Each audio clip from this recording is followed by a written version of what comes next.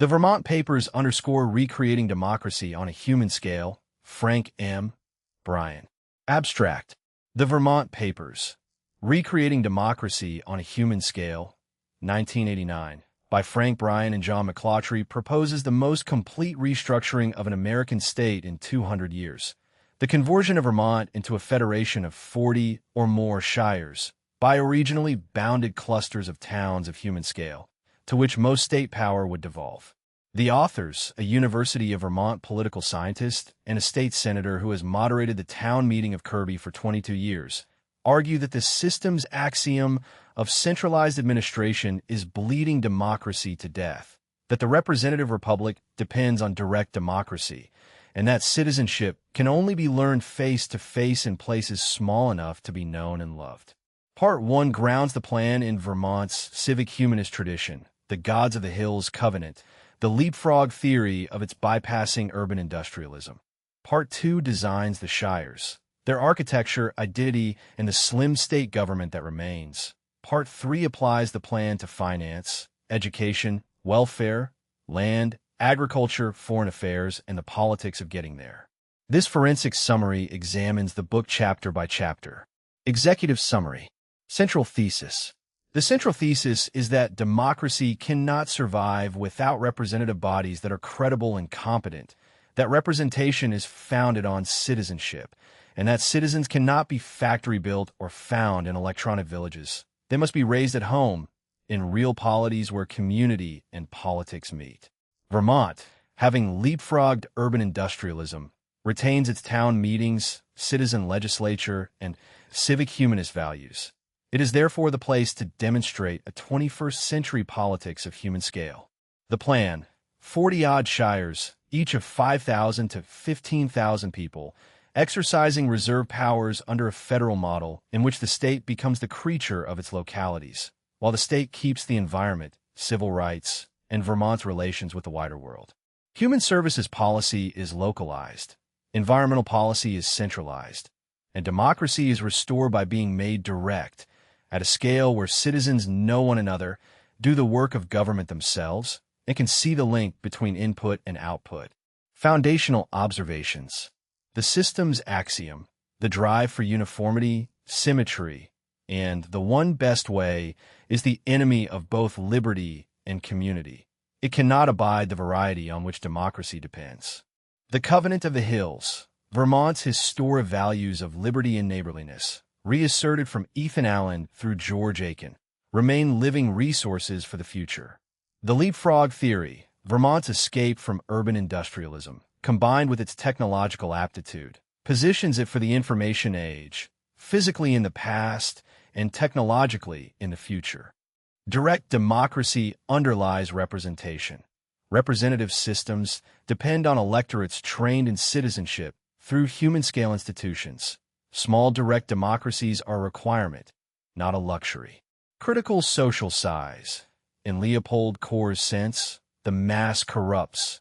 Nearly every democratic virtue is a function of scale. Freehold property as civic foundation. Secure, widely distributed ownership is essential to the free citizen and the free republic. State land use schemes that would make property social are a return to feudalism. Technology is a servant, not a master. Information technology can strengthen town meeting and local government if citizens insist on it, but it is a license to forget that demands constant moral attention. The left-right coalition, populist agrarians and progressive communitarians who agree on human-scale governance, if not on foreign policy, are the political base for radical reform. Significance and recommendation. The Vermont Papers is one of the founding texts of contemporary communitarian and decentralist political thought, and the most complete worked-out proposal for subnational federalism in American political writing. Its significance lies in its concreteness.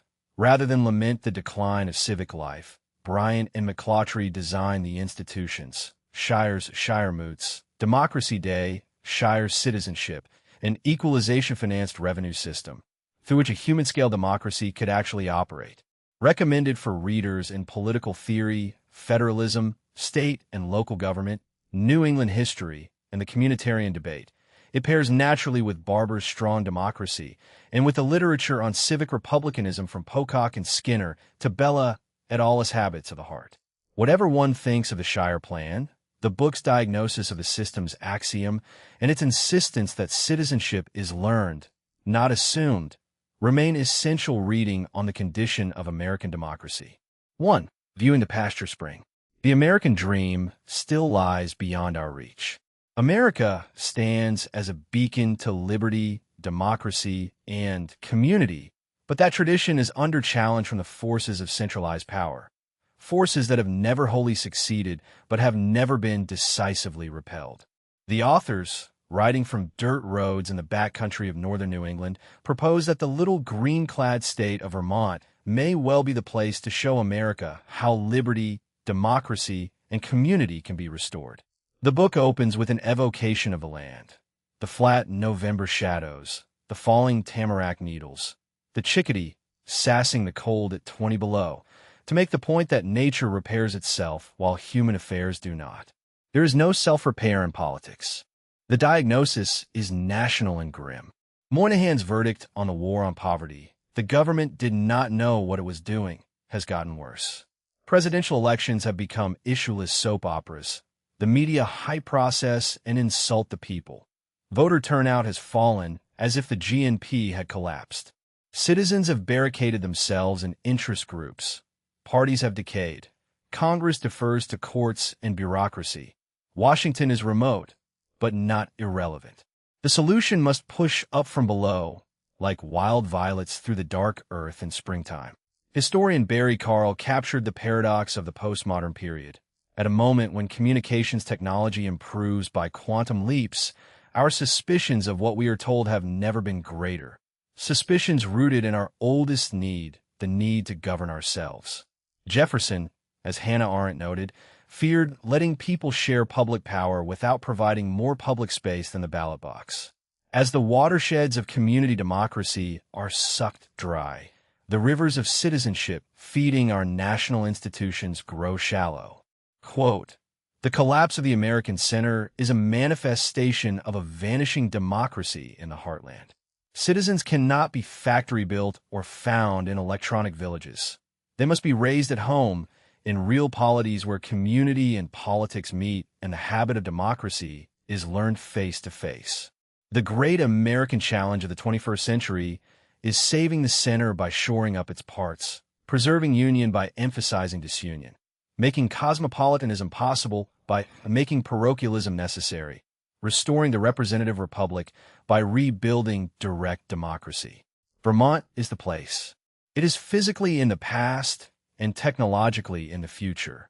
It leapfrogged America's urban-industrial period and landed in the information age still green, small enough to be governable, with its citizen legislature, its 2-year governor's term, and the smallest state capital in America.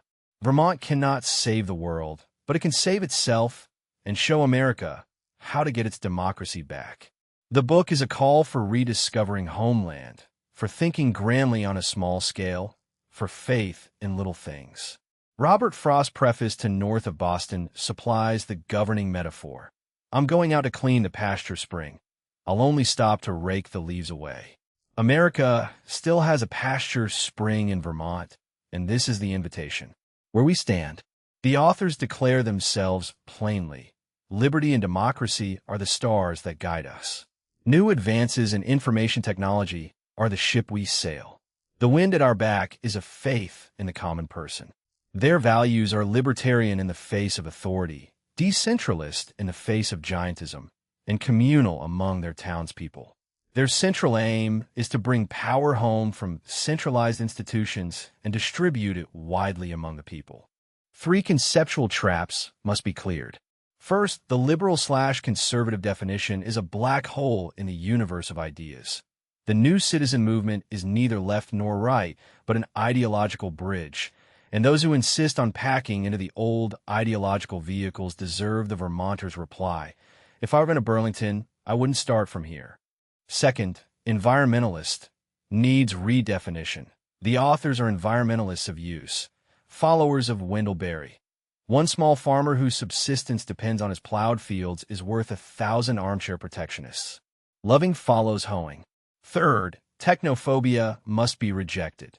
The microcomputer is both metaphor and tool for a decentralized polity, and the same advance that ended the reign of the campus technolord makes decentralism ascendant. Quote, "Our dream is that Vermont will meet its own challenge and thereby provide the nation with the hope it now so desperately needs. If democracy cannot succeed in Vermont, where can it?" The book is unusual in four ways. Its setting treats a whole state. Its method is a real-time plan and appeal for action. Its aspiration asks how the new Vermont will work and how the outcome will be defended. And its ambition proposes a wholly redesigned structure of government, an architecture of politics, not a program of policies. 2. The Gods of the Hills. The historic covenant that grounds Vermont's democracy was declared in 1770 in a tavern in Albany to two of the most accomplished land jobbers in the colony of New York.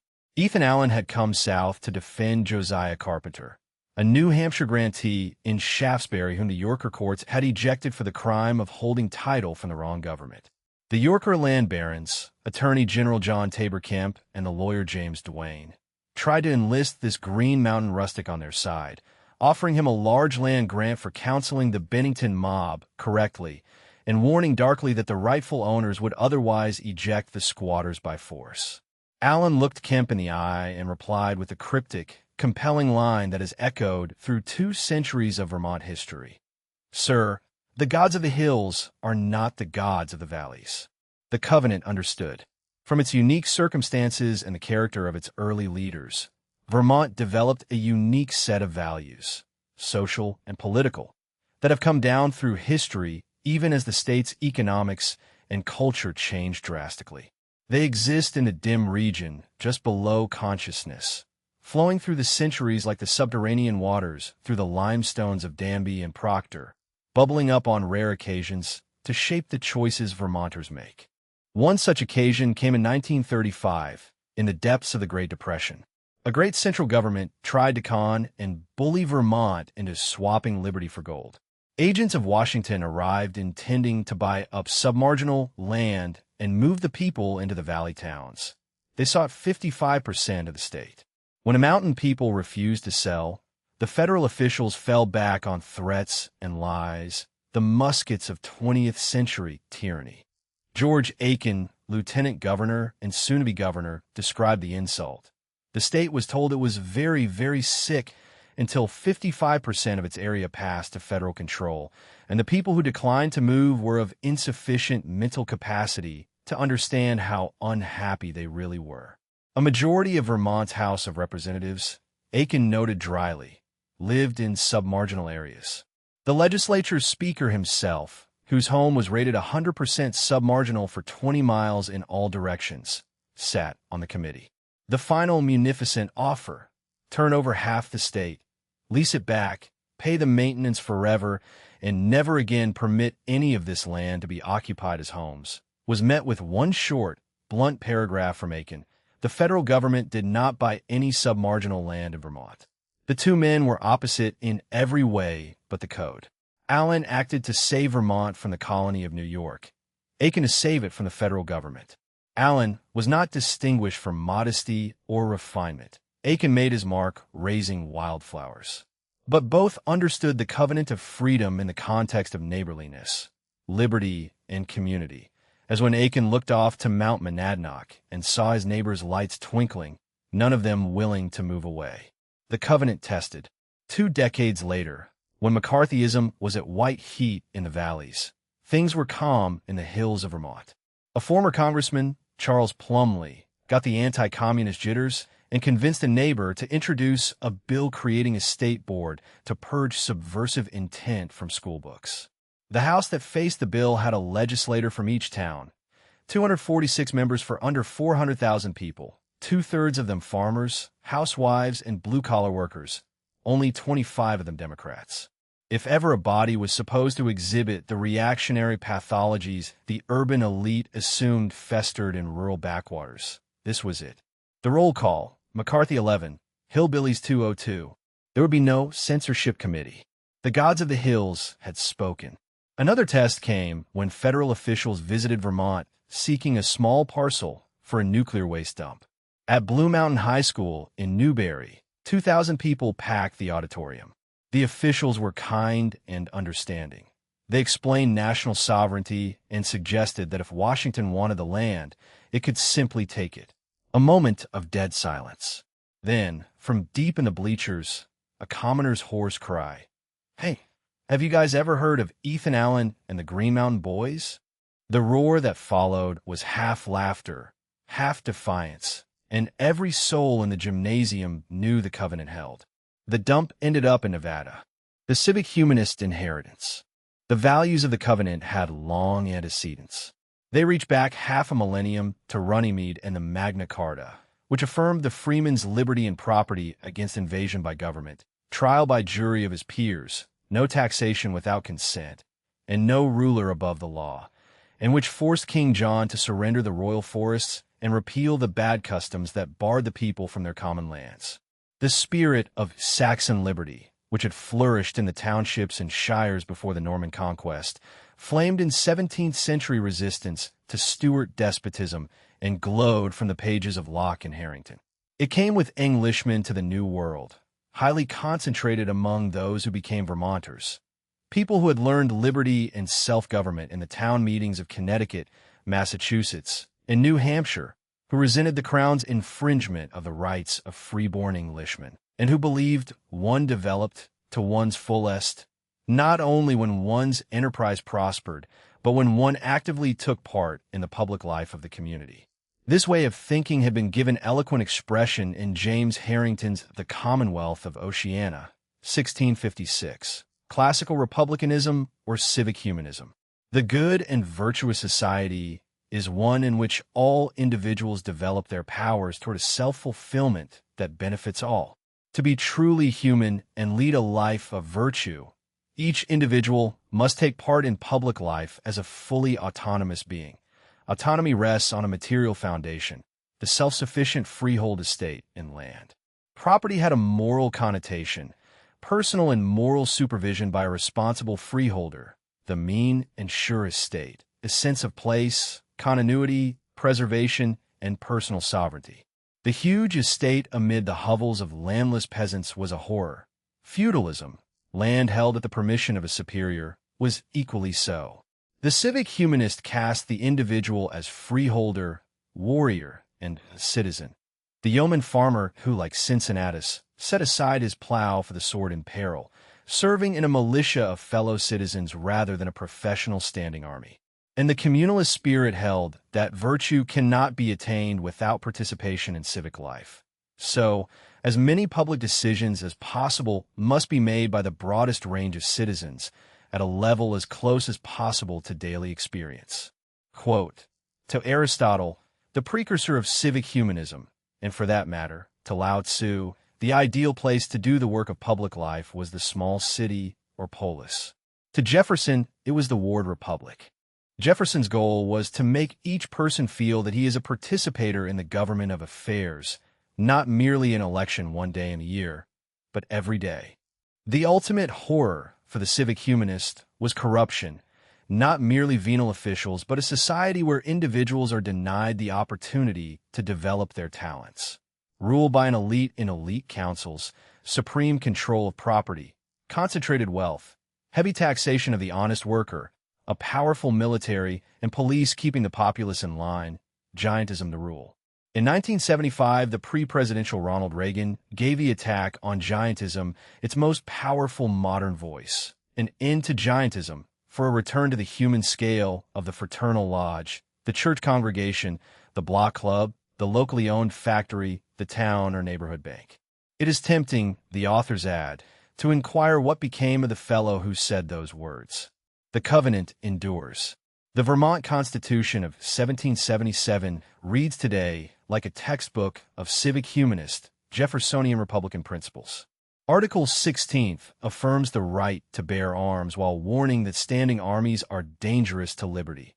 Article 18th echoes Bolingbroke. Frequent recurrence to fundamental principles and affirm adherence to justice, moderation, temperance, industry, and frugality are absolutely necessary to preserve the blessings of liberty.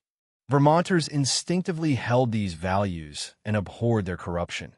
The Federalists' titles, Standing Army, Bank of the United States, and Whiskey Excise were viewed with horror in the Green Mountains. Civic humanism, the affirmation that the good society requires all individuals to develop their powers towards self-fulfillment that benefits all through participation in public life at the human scale. Das Smith problem of Vermont. The tension between liberty and community, freedom and unity, reconciled in the state motto and in the Covenant of the Hills. The question today is whether there is hope for recreating the Jeffersonian civic humanist republic in an age of ascendant centralism and giantism. The authors believe the Vermont tradition runs strong and deep. Its applications must change. The principles live on undimmed. Our forebears chose well when they chose the gods of the hills. We should not, sell out our principles and values to the successors to the Yorker land grabbers of 1770. To do so, to kneel at the altar of the gods of the valleys, would be more than treason to a great cause. It would be treason to all America. 3. The leapfrog theory. Vermont never had what most Americans are longing to be rid of. Over its bedrock of civic humanism developed a unique set of historical circumstances pivoting around one critical event. Vermont leapfrogged urban industrialism, ignoring the transformation of American society between 1840 and 1940. The result is a state already free and clear of the 20th century. Arnold Toynbee called Vermont above the optimum climatic area of the United States, identifying the key to the threshold on which the state now stands. Because Vermont endured the late 19th and early 20th centuries as a great dark age, its task is one of preserving a society of human scale, whereas most of America faces the far harder task of rebuilding one. And while it sat out the Industrial Revolution, Vermont remained in the mainstream of technological advancement. Hard living in the cold encourages the habit of working smart. The state combines state-of-the-art development with an environment not fashioned after urban industrialism, which is why this cold, rural state has scored among the top 5 in high-tech employment and SAT scores. Vermont's story is best told in 4 episodes. A Traumatic Birth and the Independent Republic, 1763-91, establishing a profound sense of polity, a dynamic half-century of growth, radicalism, and innovation, 1791 to 1840, establishing its progressive traditions, entrepreneurialism, tolerance of eccentricity, commitment to human rights, and faith in technology, a century of massive outmigration, 1840 to 1950, during which, under cover of the Dark Age, Vermont preserved its liberalism and democratic institutions, and the recent period, 1950 present, contributing both a new wave of settlement and a new high-tech infrastructure.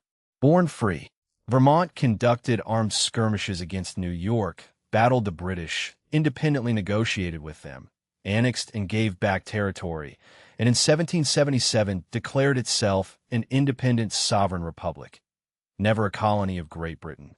As Vrest Orton insisted, all 5 other New England states had a period of aristocratic oligarchy. We didn't. Vermont combined the egalitarianism of the western frontier with the ideological radicalism of the late 18th century. The republic was slapped into life during a thunderstorm. As the Constitutional Convention at Windsor neared its final reading, word came that Ticonderoga had fallen and Vermont lay exposed to Burgoyne.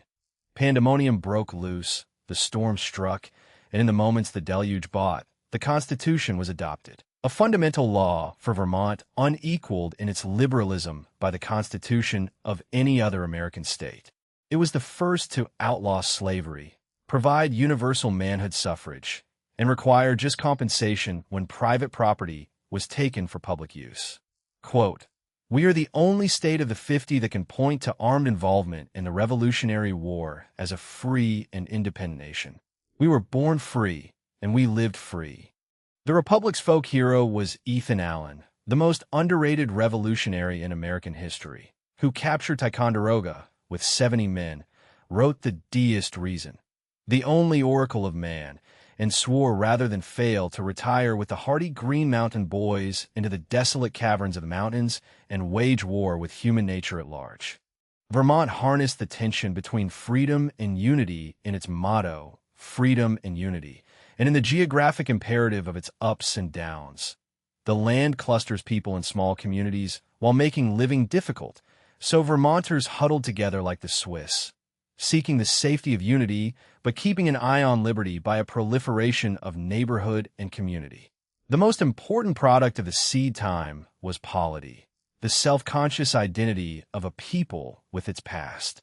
Without the Republic of Vermont, this book could hardly be conceived. Wilderness Cosmopolitanism, 1791 to 1840.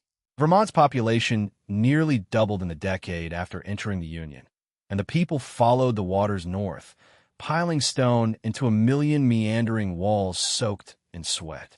It was a good season, and farm self-sufficiency promoted subsistence, capitalism, and technological innovation. They're all farmers, and again, every farmer is a mechanic, wrote Ira Allen. Vermont's agriculture was an incubator for the technological ethic. The first patent granted by the United States went to a Vermonter, Samuel Hopkins of Burlington, for process of making potash. Steady breakthroughs followed.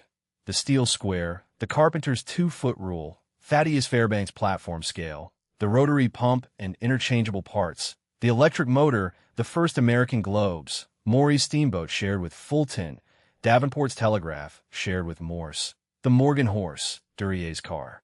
Vermont contributed an important portion, of the brains of the industrial movement while providing precious little of its bulk. Its politics were equally innovative and radical. Matthew Lyon fighting with fireplace tongs on the House floor, jailed under the Sedition Acts and re-elected from behind bars, the anti-Masonic movement, support for the Canadian Patriots, free-thinking religion, and, most lingeringly, fierce anti-slavery. Garrison Publishing for Bennington, the first state anti-slavery society chapter in 1834. A legislature resolution calling slavery a crime against humanity, and Vermonter Thaddeus Stevens. When the Civil War came, no state gave so much for its size and blood and money. At Gettysburg, a Vermont brigade held the key of the position. The Dark Age of Making Do, 1840 to 1950. Two great population movements defined the century. People leaving the state, and those remaining coming down from the hills into the valleys. Vermont's population grew barely 20% from 1850 to 1950, while the nation grew 560%. By 1850, 75% of Vermont's land had been cleared. Over the next century, the pattern reversed completely. By 1960, Vermont was 75% forested again, with deer so abundant that 17 had to be imported in 1878 to prevent their extinction. The hill farms failed. Sheep gave way to dairy when Western competition and the railroads undercut them, and dairy demanded cultivation. It is difficult to plow stone, especially on a mountainside, in proximity to milkshed depots. Vermont became a great reservoir of talent for the moving frontier. By 1880, 54% of Vermonters lived elsewhere, and 18 other states were represented in Congress by Vermont immigrants. Vermont led the nation in getting out. The Dark Age is so called primarily because Vermont didn't grow, leading urban America to titter when Vermont rejected a federal superhighway down the crest of the Green Mountains in 1936, even while it pushed, led by Aiken, for rural electrification. Technology, yes. Growth, no. The Dark Age also saw the loss of the Homestead Hill Farm, but viewed in terms of Vermont's own values and topography, it lightens considerably. The land healed, the farmland to forest land balance came into sync with carrying capacity, and Vermont entered the 1950s looking hail. Leapfrog theory. Vermont skipped the urban industrial era entirely, keeping liberty and human-scale institutions while remaining technologically current, poised for the information age. Green shoots and no concrete. 1950 present. After World War II, Vermont stood as a green jewel, clean, open, still conducting its business in town meetings, still governed by a parliament of common persons. And suddenly people began coming back. Population grew 14% in the 1960s, the greatest jump in 140 years, then 15% in the 1970s. The newcomers were not an economic wave of displaced poor, but status-secure people pulled by quality of life. They came to the hills to slow down, sink roots, and manage their own lives. More than anything, they came to live democratically. Alongside them grew a high-tech economic structure. In Vermont, the most rural state, a top ranking in high-tech employment. This fusion of newcomers and high technology, egged on by Stavriano's green shoots of demo technology and by Bookchin's vision of decentralized eco-communities, offers immense promise. Quote, "If democracy is such a good idea, the time has come to try it." But the promise is confronted by an antithesis. The view that metropolitanism, centralism, and hierarchy are preconditions of the future, and that modernization means doing things the way they do them in the cities. Many Vermonters long to catch up. Many newcomers, for all their good intentions, are gravitating back toward the destructive urban culture they fled, using technology to destroy rather than build the human-scale society they sought. Their hopes have turned to confusion, and confusion to despair. There is one word for that, and only one: good, and the other, only one: bad. The newcomers are helping to kill the thing they love, and the authors turn next to that gloomy possibility. 4. The promise of democracy denied. Vermont stands at a crossroads. It may fashion a future after the metro-industrial model that its historical isolation denied it, or it may preserve and enhance the decentralized, communal environment it has been fortunate enough to retain. The first road is wrongly seen as the passage to the postmodern world that Vermont must take to catch up. The first way involves the misuse of technology to establish buffers between individuals and between each person and the planet. The way of urbanism, of Reisman's lonely crowd, producing routine, symmetry, and depersonalization, with technology matched to systems rather than human beings. Jacques Ellul described the accompanying ethic as la technique, the urge to be perfect for the sake of perfection. The system's axiom forces the individual to accept the one best way, even to the point of servitude. The second way applies technology correctly, bringing people together and reassociating them with the world, diffusing concentration, replacing hierarchy with networks, authority with democracy, rigidity with adaptability, symmetry with variety. This chapter is an examination of misplaced metro technology and the system's axiom, the damnation of a trend that is leading Vermont away from its roots, its strength, and its character. The lonely villagers and the exploiters. A fundamental misconception has beclouded the resettlement of Vermont, the belief that rural places are good by nature. They are not. When this reality sets in, two things generally happen, both bad. Rural places are made to look simple and good, then reshaped to provide urban amenities, destroying the countryside for everyone, especially for those who love it for what it is.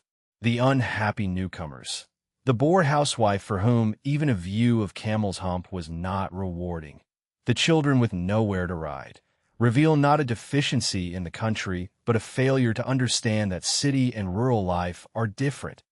Options dependent on isolation, dirt, and stillness, demanding an awareness of nature's complexities, involving knowing a few people very well instead of many on the periphery. Country life means being with the mountains, becoming a part of the view. Trying to make the two experiences the same destroys both. The real problem is not those who tire of the country and move to town, but the metro imperialists who stay in the outback and do their best to make it conducive to urban living. They tire of driving 30 miles an hour and have the road straightened. They came to grow vegetables and, discovering that weeds pull hard, demand a new grocery store on the village green. These unsettlers did not come to strip mine coal or axe forests or plow prairies. They came to feed on Vermont's beauty, solitude, communities, and democracy. They mined the culture itself for its ambience, then quaint the landscape to cover their tracks while the native population was zoned onto reservations called trailer parks. Wendell Berry's contrast of the two minds governs the analysis. The strip miner is a model exploiter, the old-fashioned farmer a model nurturer. The exploiter is a specialist, an expert. The nurturer is not. The standard of the exploiter is efficiency. The standard of the nurturer is care. The exploiter's goal is money and profit. The nurturer's goal is health. The land's, his own, his family's, his community's. The exploiter serves an institution. The nurturer serves land, household, community, place. Those that labor in the earth. Another misunderstanding is the belief that rural people are morally better. That Jefferson was right that those who labor in the earth are the chosen people of God. The country has been sinning with great lust and enthusiasm since the beginning. What is real is that the neighborly mutual aid of the countryside, though not always freely given, is no less beneficial for that reason, and it is rooted in proximity. As Jonathan Miller put it, for a relationship to be human, it must be both complicated and dutiful. A sense of duty is stimulated by proximity. You cannot ignore the plight of those you meet on the street every day. When choices are limited by place, friendships become more complicated and more human. Rural life is based on sociability, not estrangement, and it breeds a patience with the human condition that is fundamental to successful democracy. Behind the threat to small-town life is the mentality of the systems axiom, which creates administrative systems rather than human communities, slicing up neighborhoods and parceling out relationships. One person to work with, another to play with, a third to sell to, a fourth to buy from, one to educate the children, another to argue with. We make our schools bigger because we fear they are too small. We make our roads faster because they are too slow. We made our democracies efficient. The state legislature's junkyard law, a family may keep 3 junk cars but the 4th must go, is the system's axiom in action. Junk cars don't fit the rustic painting, they hurt the tourist business, they expose a glitch in the system called poverty. Democracy versus the system's imperative. If there is one thing techno-systems cannot abide, it is variety. The state urged towns to adopt uniform auditing procedures until symmetry became more important than substance. A property tax break for keeping forest land was so complicated by professional foresters, with penalty situations over per acre dBH, that ordinary citizens had to hire consulting foresters, wiping out the benefit. Variety causes complexity. Complexity breeds uncertainty, and uncertainty leads to anxiety. Administrators strive to lessen their own anxiety by minimizing the chance that anything out of the ordinary will ever happen. Town meeting is in every possible way anathema to the system's axiom and central to every true Democrat. It asserts the fundamental wisdom of the common person, sanctifies openness, abhors secrecy, and is grounded in the trust that the truth will out in free debate. E.B. White's recurrent suspicion that more than half the people are right more than half of the time. Jefferson called it the wisest instrument of self-governance ever devised. Mumford called its passing one of the great tragedies of the post-colonial period. Town meetings' oxygen is the capacity of townspeople to do what they damn well please, which is precisely why the system's elites are bleeding it to death. Quote, "It is difficult to kill democracy quickly. That is why the system's elites in Vermont are doing their best to bleed it to death." The most serious erosion of town power came with the Second Great Migration and the system's approach to politics that accompanied it. The bigger is better revolution in education bullied the small towns into school consolidation. Funding and running their schools was removed from town meetings, along with the dominant social touchstone. The local high school, with its sports teams, its senior play, its junior prom. Welfare, education, highways, taxation were taken one at a time. The road commissioner is the perfect example of a loss of liberty through attrition. Townspeople traditionally elected him every year. The state first required an annual vote on election versus appointment, then denied the towns the right to elect him at all, then made appointment the status quo, and finally reduced the office to foreman of the road crew. Another classroom in Jefferson's School of Citizenship has been closed. The story of Pete shows what is at stake. A woodsman who quit school after the 8th grade, Pete lived in a trailer on the outskirts of a small town, bitter that the newcomers who bought his family's place wished his trailer out of their view. He came to town meeting that day to sit in the parking lot and drink beer with friends, but wandered in during the debate on taxing heifers. He began to listen and saw how his vote would affect his tax bill. When the vote came, he went out and brought in 6 of his friends for moral support, and the town voted not to tax heifers, 109 to 103, by a margin his own vote had made possible. He had been to a school of citizenship and seen the link between input and output. 12 years later, after the state had taken the heifer decision away, Pete admitted he no longer went to town meeting. Not much goes on up there anymore. When push comes to shove, the system's axiom prevails. The state mandated kindergartens even though the great majority of towns had already voted to provide them, at their own cost, by town meeting, and gave no money to the poorer towns that remained. A Woodstock woman who called a talk show to praise town meeting reneged when the kindergarten example came up. Town meetings were wonderful, she said, but they should not deal with something as important as education. The particular good, every child's opportunity to attend kindergarten, was matched against the good of town meeting, and the system's axiom prevailed. Quote, "Let those who would execute democracy do it in person. Pulling the switch on the democratic process is easy from the state capitol. You don't have to look anyone in the eye." Key to the thesis is that when division of labor thinking controls politics, democracy is impossible. One is a lawyer or an architect. There is no time to be a woodcutter, a gardener, a merchant, or even, in fact, a citizen. Tolman Smith in Local Self-Government Unmystified drew the conclusion a century ago. If division of labor is a sound reason for centralism, then the actual principles of human progress are oligarchy and despotism, all governing done by a few, brahminically set apart for the purpose. The people are judged incapable of deciding what shall be taxed, of choosing their road commissioner, of auditing their own books or planning their woodlots. The division of labor is accompanied by the division of friendships, which supports the division of politics and citizenship that leads to the end of liberty. This is the promise of the system's axiom. It has killed democracy throughout America. In Vermont, it was held at bay by history and a free people's ideals. Now it threatens to run amok, trashing the institutions of human scale. Doubly dangerous because its advance is concealed by the honeyed phrases of centrist politicians who proclaim that Vermont is one of the last places where it isn't so. 5. The promise of democracy restored. Happily, the system's axiom is not alone in Vermont. A countervailing paradigm is on the move. Inch by inch, we are moving toward the reacquaintance of workplace and living place. Community and economy are becoming as one again. If governance can be included in the equation, the clash of thesis, community and democracy, and antithesis, system and oligarchy, will end in victory for democracy. The system's view is powerful among Vermont's elites, but it is not popular among the people. It finds support in the halls of state government, but it is bucking fundamental currents in the flow of history. Vermont's playing field is level. Having bypassed urban industrialism, its system's forces must confront a healthy community infrastructure. Its postmodern economic institutions favor localism, and its information technology is especially conducive to democracy.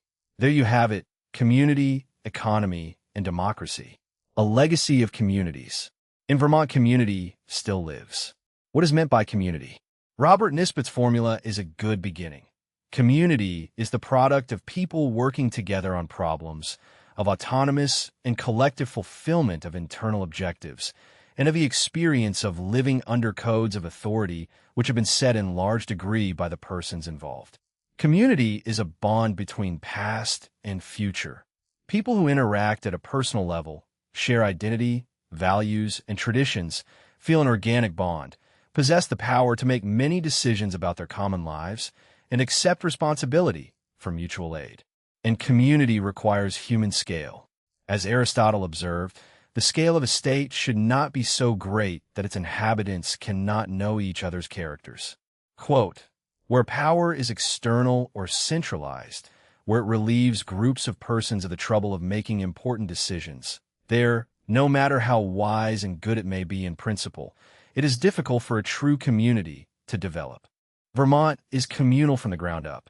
The Great Glacier gouged hundreds of nesting places for community. The land clusters people in small settlements, a continuing patchwork of little rivers, small mountains, hollows, and bends. There is a profound historical impulse for human-scale community, traceable to the forests of Germany at the time of Tacitus, where the Völkerschaft decided matters in an open council of freemen. And today, with space stations circling the planet, Vermonters meet regularly in similar face-to-face gatherings. The town came across the Atlantic from England and seemed to fit the terrain of New England. The town was a social approximation of the congregation. Consider Newberry, a typical valley town on the upper Connecticut. In 1980, it had a population of 1,699 and a 2-volume town history over 1,000 pages long.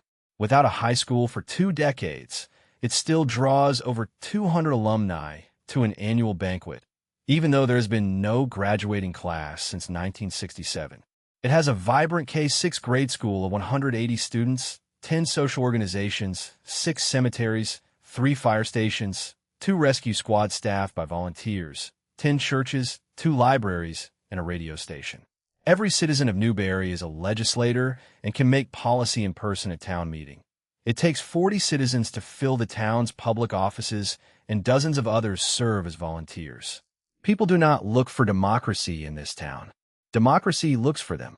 Newberry is not unique. There are over 200 towns like it. They provide a solid breastwork against the system's axiom and a hopeful cradle for the new democracy. An appropriate economics.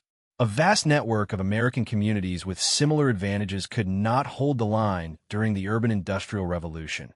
Vermont escaped the confrontation and did not lose its small-town culture. Now the economic winds have shifted. The imperative of the coming century is toward decentralism, and the future is community-seeking. The movement is driven by the potentials of high-tech, given ideological form by the appropriate scale economics of F. Schumacher, economics as if people mattered, and the views of Toes, the other economic summit. High-tech and human scale need each other. In the postmodern world, high-tech without human scale would be a horror, and human scale without high-tech would be impossible. Consider the automobile, which destroyed community by separating workplace from living place. Its impact is now being replaced by the cable and the satellite dish. Money is transferred electronically. More and more people work at home or near home. Vermont's future economy goes hand in glove with this decentralism.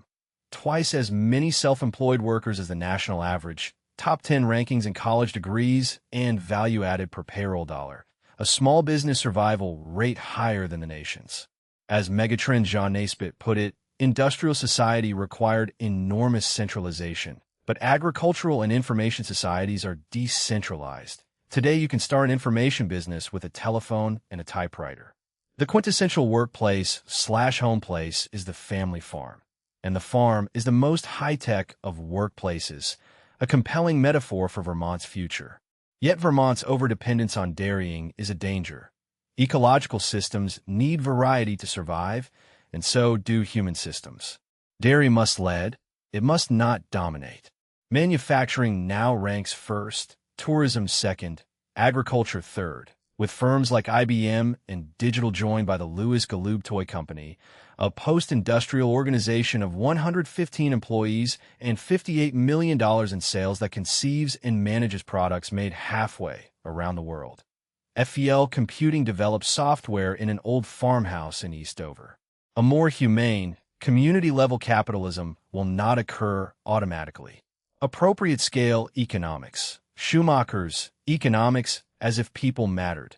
The productivity of human scale that high-tech makes newly possible. 3 principles should guide the effort. First, economic growth springs from an energizing principle. A unique combination of perception, energy, willingness to innovate and take risks, and resiliency. And the conditions that stifle it are readily identifiable. Societal control of opportunity, advancement through privilege, confiscation of the fruits of enterprise through overburdensome taxation, oppressive regulation, rigid hierarchy. Second, Vermont must return to self-reliance, not foolish autarky, growing $5 avocados in electrically heated greenhouses, but producing as many essentials as it realistically can. Jane Jacobs showed how rising local economies start by replacing imports. And in an age of technical education and instant communication, it is possible to imagine a network of small towns with the economic attributes once possible only in cities. Third, widespread distribution of private property ownership is key to the linkages between community, democracy, and economy. Jefferson's legislators cannot invent too many devices for subdividing property. Communal ownership at the small town level blurs the public/private distinction and stills the conflict between left and right. Finally, the local economy should restore public honor to the entrepreneur. The Fairbanks brothers of St. Johnsbury, honored for their platform-scale industry and returning their wealth to the town in an academy, a museum, and 2 great churches, would today be looked upon as robber barons. Technology in the service of democracy. A heritage of community and a decentralized economy are necessary but not sufficient. The unfolding promise rests on putting technology to political use. Vermont has kept its democratic institutions, the 2-year governor's term, a large non-professional legislature with only 10% lawyers, 1 House member per 2,200 voters, citizen-side judges, and above all the town meeting. 236 towns in which the legislature is a town meeting and every resident is automatically a legislator. The most important institution of Vermont's democracy, town government, has held on long enough for the telecommunications revolution to come to its aid, as when a state trooper, flagged by a computer at the Capitol 50 miles and 2 mountain ranges away, knew the driver's registration, address, and car on a freezing back road. Information technology can help local people do the work of government themselves. The consensor, a palm-sized mini-terminal allowing participants to cast secret ballots on the subject at hand, could strengthen town meeting, freeing its voting from the 15-minute march to the ballot box. The battle rages in academe between pessimists like Michael Malbin's teledemocracy and its discontents, and optimists like Amitai Etzioni's vision of millions in dialogue. The most powerful attack is Langdon Winter's The Whale and the Reactor. That computer romantics are foolish to think technology automatically ends hierarchy. The author's answer is simple. It is our task as citizens to make sure our technology promotes democracy. Winter's evidence comes from second-generation computer technology. We have yet to see the effect of third-generation chip-driven technology. And the objection that information is not knowledge and centralization inevitable is met by the trend of the times and by a democratic will. Winter himself may have given the answer in autonomous technology. Technology is a license to forget and needs our constant attention and moral concern. We must stay close to what we build. Quote, "What is needed are new information technologies for democratic structures that feature face-to-face politics. We must bring the information technology to town meeting rather than try to approximate the characteristics of a town meeting at the mass level via telecommunications. The utilization of information technology for human-scale politics involves 3 things. The first, largely ignored, is the capacity to let people do the work of government in the local community itself. Computers in the hands of local people blunt the coercion of centralists who say, you don't know enough. It's too complicated. It would take too much time. The second is bringing information to the level of public talk. In the town meeting of the future, a young woman challenges an earlier speaker on kindergarten transportation costs, presses a button on her terminal, and a simple chart appears on the big screen showing Starkborough's position. You have the floor and the computer. This is no futuristic fantasy. The technology exists now. The third and least important use is bringing people together, letting shut-ins attend town meeting interactively, not counting weekly citywide votes on trivia. The key is to insist that computers and democracy interact on a human scale. 6. The Shire's government with a human face. The authors make 3 claims: that real democracy is too precious to give up, that communications technology increases the potential for a revitalized democracy, and that representational democracy, as democracy, depends on the existence of a vital direct democracy. More than anything else, human-scale politics needs a place to be. The tragedy of the mass is captured by Leopold Kohr's account of the suicide candidate on the New York skyscraper ledge. The first spectators were terror-struck and prayed, but as their number changed, their outlook changed. Tragedy turned into spectacle, terror into thrill, and the prayer to desist into the clamor to perform. Atrocity-loving ideologies, contrary to current theory, seem not so much to result from bad leadership or metropolitan callousness as from critical social size. A similar giantism is corrupting our political institutions. To confound and rebuke the forces of centralism, the authors propose the creation of a Vermont of shires, new units of general-purpose local government to which most of the powers of the state will be devolved. 7 principles. The new shires must meet the problems of critical size by integrating 7 principles of democratic governance. Democracy first. Government efficiency must never be defined in terms that sacrifice local citizen judgment. The bottom line is the democratic process. Without that, nothing can ever be efficient. Size floats free. Governmental size should seek its own level, allowed down as well as up. The question is not whether a locality is big enough to provide a welfare system, but whether it is small enough to provide the human context, in which attempts to care for the needy do not shrivel and die on the bureaucratic vine of depersonalization. Direct democracy underlies representation.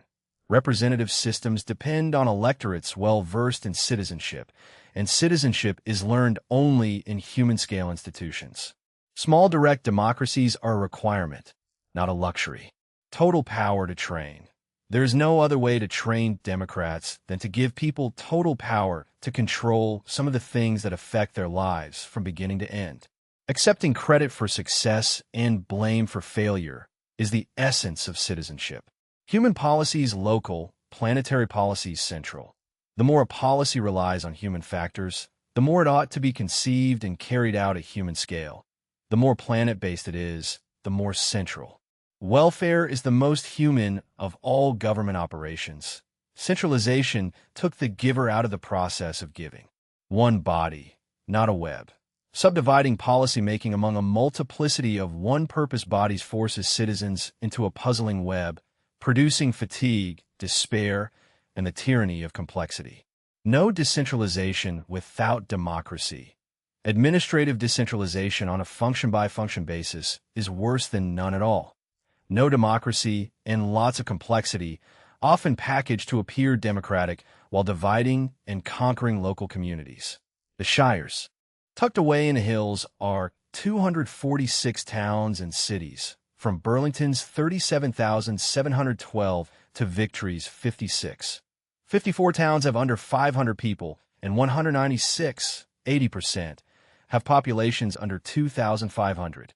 With over 50 incorporated villages, there are 348 small democracies, one for every 1,500 people. No other state comes close. Why not simply reinforce the existing system? Because with so many units, a vacuum has been created for the state to centralize. Ross Stevens showed that between 1957 and 1969, no other state centralized its government more swiftly than Vermont. Town boundaries were drawn over 200 years ago, and social and economic influences crisscross with little respect for political boundaries. We need new governments bigger than towns, yet smaller than Vermont's vestigial counties, drawing their power down from the state rather than up from the towns. Vermont must change more radically than any other American state has. The central government will shrink to 1/4 its current size, and the great bulk of state spending programs, education, welfare, mental health, even roads, will devolve to the shires. In Vermont, the localities will no longer be creatures of the state. The state will be the creature of its localities. Shire, the Old English term for county, preferred for its human clan/tribe symbolism. The image of unions of small villages cast in the context of the earth itself, land, water, and the local peculiarities of place. The shires are not more government between towns and state. They will be independent polities, accountable directly to their people, governed by a body elected by the people, with their own independent revenue base. We want more democracy in the government, not more government in the democracy. The division of responsibilities between shire and subshire governments, towns, villages, neighborhood districts, will be worked out variously by the people of each shire. The shires will be laboratories for experimentation. Even in the worst possible case, the towns disappear and are replaced by 40 shires. The authors still win, for 40 shires with real power are better than 246 cities and towns with counterfeit power. The model approximating the plan is the Swiss. The state government analogous to the Swiss national government, the shires to the cantons, towns and cities to the communes. Bounding the shires. There is no word to modify community that means small anymore. And representative democracy has come to mean democracy itself. Although clarity would have been served, as Dahl and Tuft lament, if the term had never been transferred from direct popular rule in the city-state to representative government in the nation-state. Madison himself distinguished the democracy where people meet and exercise government in person from the republic where they assemble by their representatives.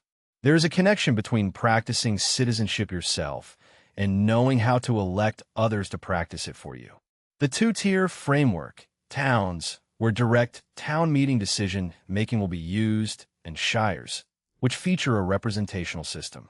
There's a long history of optimal size analysis.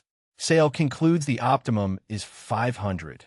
Dahl warns a citizen body larger than 1,000 drastically reduces opportunities for effective participation. Barber's neighborhood assemblies run from 5 to 25,000. Yates find participation only where community size was limited to several hundred. Zimmerman puts the upper limit at 8,000 to 10,000. The criteria are social structure, the Rousseauian premise that each citizen can with ease know all the rest, and political process, how many people can come face to face and decide issues. The control variable is population density, the walking distance criterion. The author's judgment from Vermont.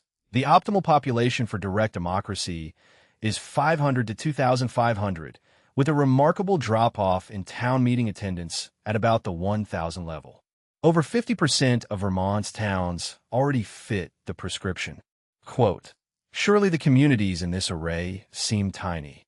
It is legitimate to ask how much togetherness is too much togetherness. Town meeting societies have always been based on a balance of personal and impersonal behavior, with rituals and institutions that let diversity exist in the context of community. Good fences make good neighbors in politics, too. The towns will remain the heart of Vermont's democracy, the shires of its governance. The size of the shires, 75% falling in the 5,000 to 15,000 range, with 5 to 10 towns each, gives every town considerable weight in the shire moot, so arguments of even the smallest towns are hard to dismiss. The average shire in the prototype map has 10,229 people. The median, 8,533. Applying an optimal 200 citizens per neighborhood to a 50-member shire legislature yields about 10,000, an appropriate compromise of topographical constraints and democratic principles, and consistent with Christopher Alexander's A Pattern language, which concludes every city needs self-governing groups at 2 levels. Communities of 5,000 to 10,000 and neighborhoods of 200 to 1,000. The Joneses and the DMV. The story of Bill and Sally Jones and their trip to Montpelier to fight a $42 tax dispute over a $150 car sold by a neighbor for a load of hay shows what the shires are for. The state's Department of Motor Vehicles sent form letters. The Joneses, for whom reading and writing are a chore, paid up and drove home, their only comfort being the police cars they'd seen. For those for whom hope has withered away in the gloom of chances lost, the interface with government cannot be routinized and bureaucratized. In the Shire, Sally would register the car down at the town clerk's office, where the clerk cannot ignore her, where there is time and space for tales to be told, where Bill sells wood to the clerk's sister-in-law, and where, if the town treats the Joneses badly, they will raise hell, accounting for at least a dozen votes at town meeting. It is our task to reintroduce everyone, but especially people like Bill and Sally Jones, to their democracy. Distributing power. Designing a code for the redistribution of power involves a complete turnabout. Policies that most directly affect people are most appropriately decentralized. Policies that most directly affect the planet are most appropriately centralized. The state remains the protector of the environment and guarantor of basic civil rights. The shires become the repository of authority in matters where success or failure depend on face-to-face interaction. A state presence remains for transportation, disease control, information, technical assistance, and shire-federal relationships, but even transportation shifts substantially to the shires.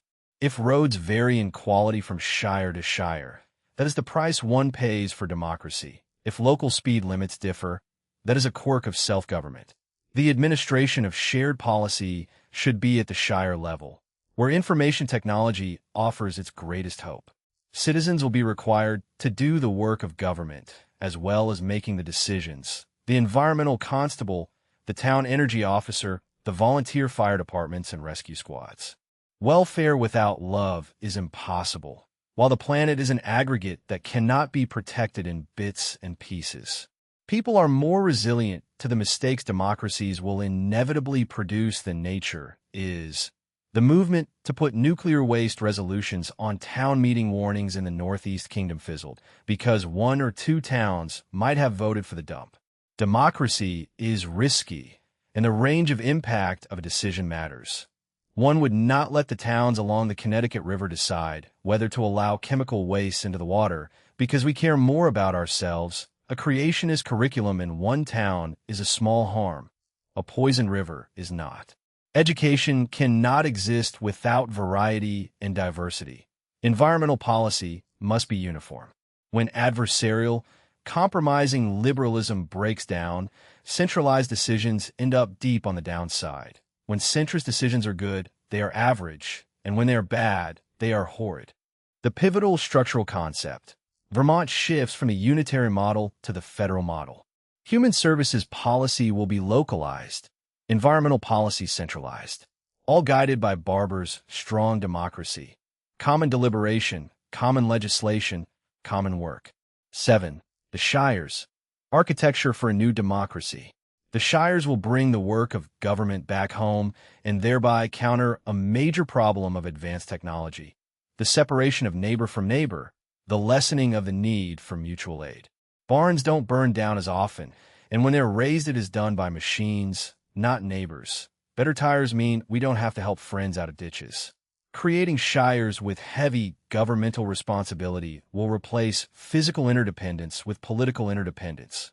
While before we joined around the village green to graze our cattle, now we will gather around the green to solve our political problems. We'll need each other again.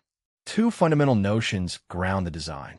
First, Madison's fears of tyrannical majority factions occupying the halls of government are no longer as relevant as they once were. Vermont's towns today are far more likely to contain the multiplicity of interests that reduces the likelihood of mischief by factions. Second, a complex system of checks and balances that has sentenced democracy to endless conflict is no longer a structural imperative. The shire governments do not feature the separation of powers between legislature and executive. The judicial system will not be set apart and protected by executive appointment. The concept of representation as isolation from popular passion will be severely curtailed. In short, let's proceed with the business of trusting ourselves. This is not to claim the shires will be populated by angels. The secret ballot is preserved, and the little towns are protected from takeover by the bigger towns through votes requiring large and geographically diffused majorities. As Jane Mansbridge concludes in Beyond Adversary Democracy, democracy needs a combination of adversarial and non-adversarial forms. And the non-adversarial, communal forms are far more appropriate in small jurisdictions. The general structure of the shire. Fundamental constitutional change is needed. A home rule clause will allow the people of the shires to alter the model by creating their own charters.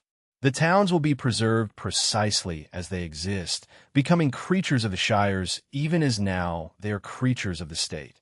The people may subdivide, combine, or eliminate towns, but only with a 3/4 vote of the shire moot and 3/4 of the shire's population, with the requirement that the 3/4 vote occur in half the towns, protecting the small towns against the large.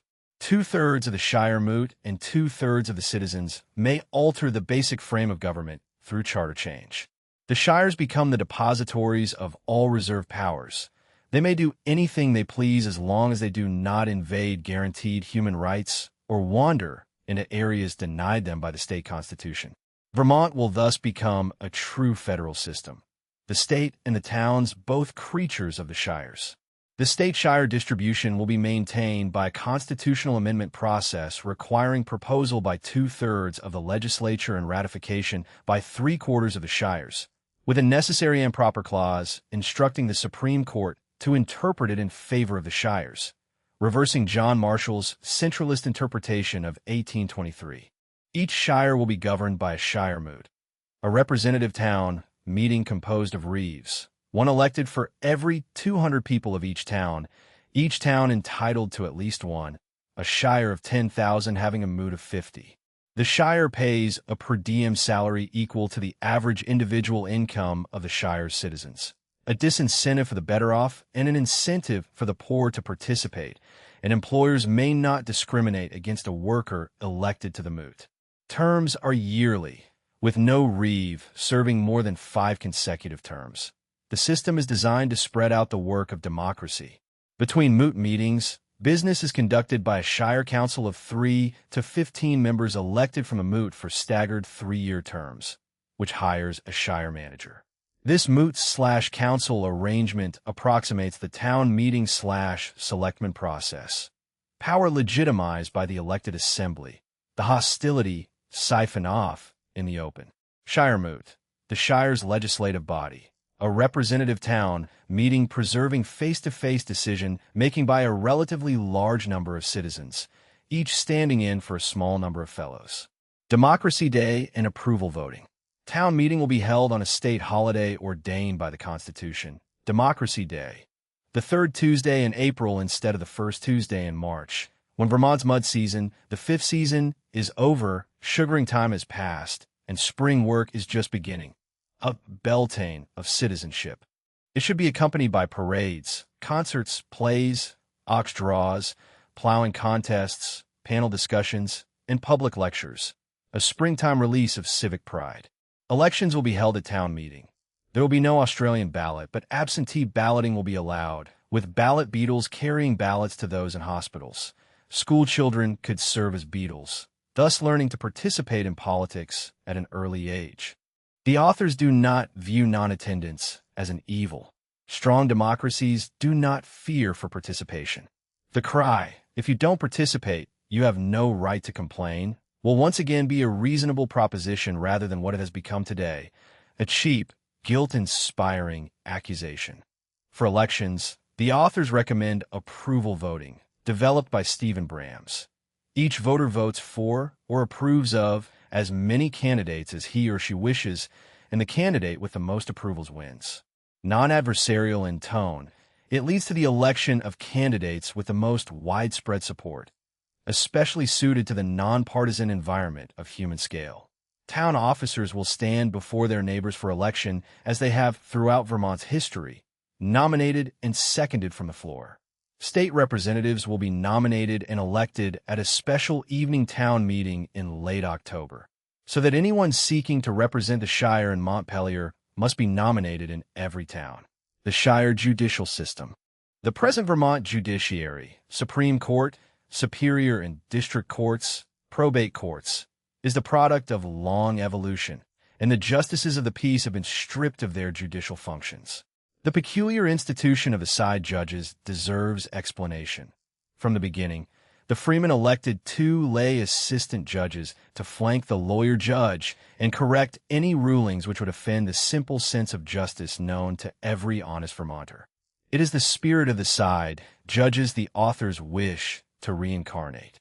The Superior and District Court systems will be replaced by Shire courts, presided over by the Shire judge and administered by the Shire judicial clerk, with prosecutions brought by the Shire attorney. Shire judges will be elected by the Shire moot, not transient strangers picked by the governor, but Shire citizens chosen by the people. Beneath the Shire court sits a magistrate's court, whose judge is usually a layman, the heir of the side judges, disposing of small claims, fishing game violations, uncontested divorces, traffic tickets, and low-level misdemeanors. A Shire family court will absorb the probate functions plus divorce, child support, and guardianship. And the Shire judicial system will feature a new institution, the Judicial Review Board, composed of local citizens elected by the Shire Moot, which examines and rates candidates for appointment, watches over the court's operations, reviews sentences and efficiency, and can recommend impeachment. Both magistrates and judges will encourage informal mediation and arbitration. Alternative dispute resolution has produced uniformly positive results in Vermont's district court and bar. The Supreme Court remains the court of final appeal, but with no administrative control over the Shire courts, and its judges should be elected by the legislature, not appointed by the governor. The Shires. Some examples. Lincolnshire, a rural agrarian shire, 355 square miles, 14,127 people, 10 towns, home to the peaks and lakeshore of the New Haven River and Otter Creek watersheds. Its moot of 71 reeves and council of 7 hire, a shire manager. Kingdom's Hire, rural wilderness shire, 327 square miles on the Canadian border with only 1,858 people, 1 shire and 6 per square mile. With only 9 reeves, the Shire might adopt a direct town meeting format, reachable within half an hour. One of the few truly wild places left in Vermont, and whether or not the kingdom remains, as it is must be decided by the people of the kingdom. Burlingshire, a neighborhood-based metro shire, Vermont's largest, 54,709 people, containing Burlington, South Burlington, and Winooski. It could keep the city as it is, or replace it with small neighborhood governments empowered with town meeting-like assemblies. The key is to give neighborhoods some things in which they have absolute control and the civic responsibility that flows from it. Brattleshire, a big town, small town shire. Brattleboro's 11,880 at the hub of 4 quintessential hill towns, showing the classic problem of small communities surrounding a larger town. The key is to establish Shire home rule, and what happens then is the people's business. Quote, "The time of the creation of the Shires will be an enormously exciting and fulfilling period, for citizens will be able to take part personally in the heady business of choosing the boundaries of their own government, instead of being forced to accept what has been parceled out to them. Creating the Shires. The ultimate boundaries will be decided by the people of the Shires as they come into being. Nothing could be more destructive than a central convention dictating boundaries. A constitutional convention called 1993 will sort the existing towns and cities into proto-shires, using the criteria of population base, bioregional identity, heavy emphasis on watershed boundaries, patterns of human activity, work, shopping, worship, schooling, communications patterns, and historical and cultural perceptions. Over a 2-year sorting out period, a Vermont Shire Boundary Board, adapted from the Minnesota Municipal Commission Act, will allow towns or parts of towns to petition to join adjacent shires. 20% of the residents of the described area must sign, and the board will review the proposal against criteria of natural neighborhoods, physical boundaries, and logical municipal service areas, then supervise a vote. A permanent secession policy, along the lines of the California Local Agency Formation Councils, will allow parts of shires to hive off. The maps of the proto-shires of 1995 and the shires of 2025 would show perhaps 40 shires where 46 proto-shires began, with boundaries determined by the people themselves, not by the supreme mapmaker in Montpelier. 8. Celebrating Shire identity. The central purpose is to fortify traditions of liberty and democracy against centralization through a federation of shires.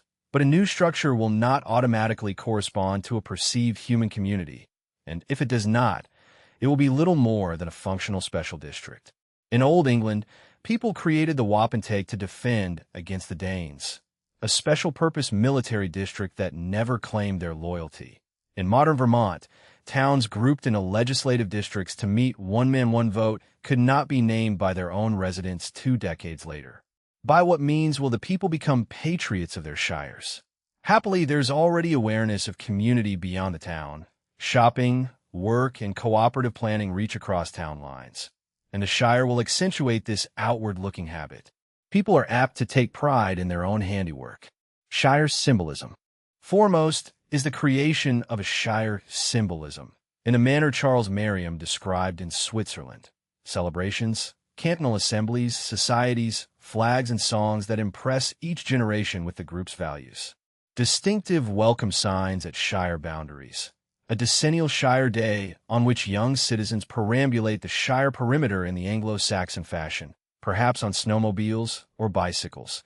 Unique Shire flags flying before public buildings. The scarlet oriflamme of Charlemagne in French-descended Orleans Hire. The dragon pennon of King Arthur. The red griffin of Wales.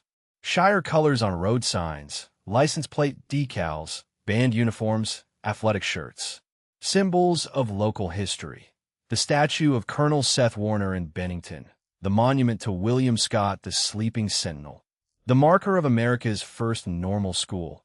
The stone recording that Solomon Rich, a kind husband, affectionate father, and enterprising citizen, died on the road, with a Shire elder, elected by the Shire Moot, presiding over ceremonies and the Shire anthem heard on the common. Shire identity. The deliberately cultivated bond of loyalty to the new unit. So the Shire is a community, not a functional district. Shire citizenship. Shire citizenship will be a stepping forward to full membership in a community and a conscious acceptance of responsibility for the civic affairs of one's own self-governing republic. New citizens will be initiated on Shire Day, taking the Shire oath as the Freeman's oath-bound new citizens to the young state of Vermont. Only Shire citizens may vote in Shire elections.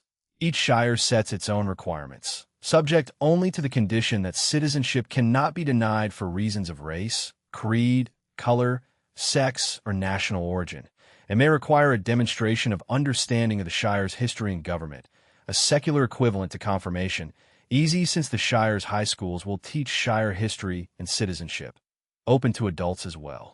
With citizenship, new citizens will customarily volunteer for civic responsibility. Apprentice poundkeeper, perambulator, trumpeter in the Shire band, manager of the Shire computer bulletin board, aide in the senior meals program, deputy sheriff, volunteer firefighter, organizer of Shire Day, recruit in the Shire militia. Not imperative, but expected. Acceptance of citizenship signals seriousness of purpose and opens doors. The modern embodiment of the civic humanist ideal. Cultural life and the Shire Center. Cultural events will knit the Shire together. Thetford's 1911 sesquicentennial pageant.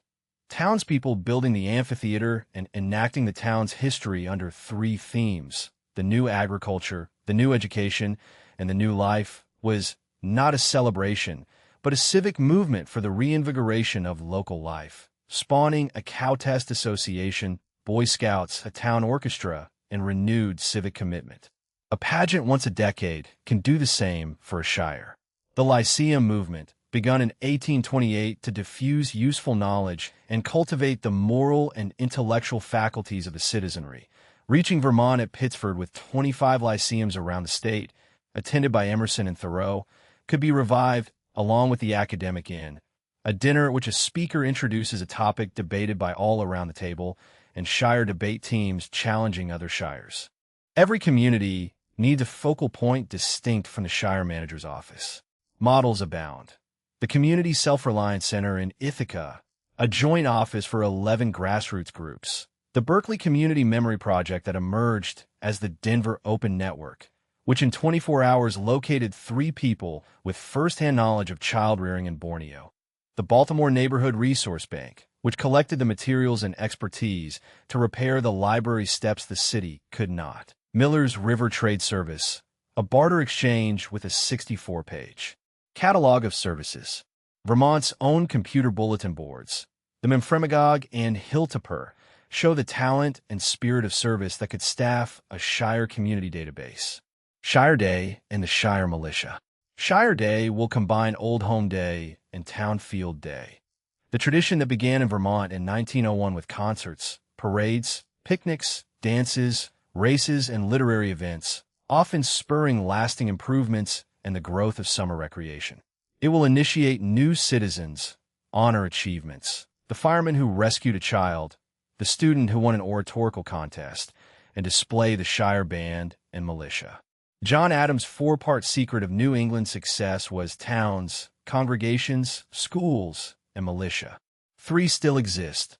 The local militia is long gone. The Shire militia would concentrate on emergency and disaster relief, integrating the volunteer ambulance services, fire departments, REACT, sheriff's deputies, search and rescue units, and the American Legion, offering the young a route into the responsibilities of Shire citizenship. There is little point in recreating a fighting force. The idea remains valid.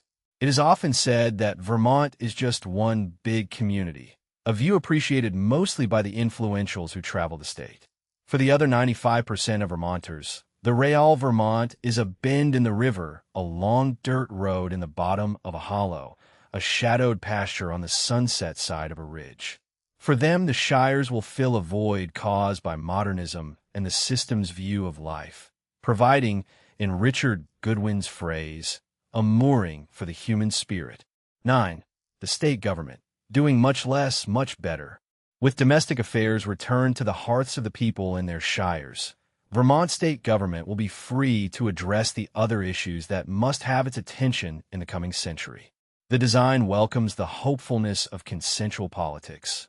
It attacks policy fiefdoms in the bureaucracy and features a unicameral legislature, an executive capable of measurable accomplishment, and an end to the proliferation of bureaucratic structures that over the past century have been set one against the other in the name of protecting democracy from itself.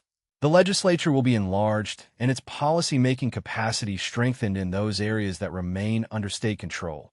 State policy, though limited in scope, will once again be fashioned by citizens, not public sector technocrats.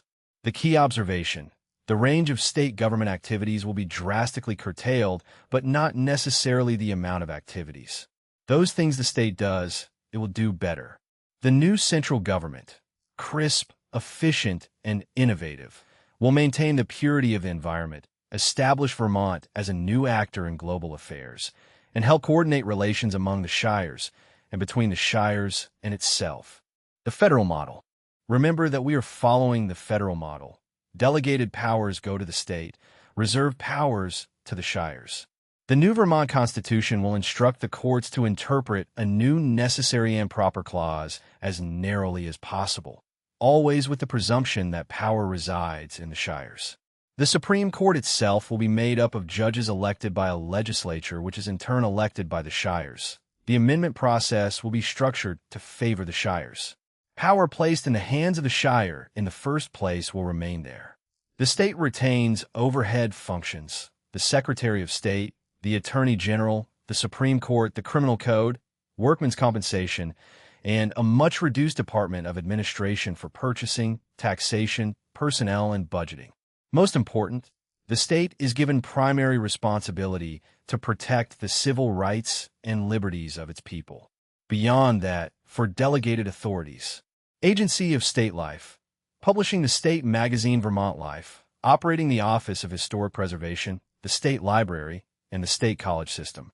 Agency of Natural Resources, primary responsibility for environmental protection, probably the largest state agency, Departments of Forests, Fish and Wildlife, and Environmental Protection.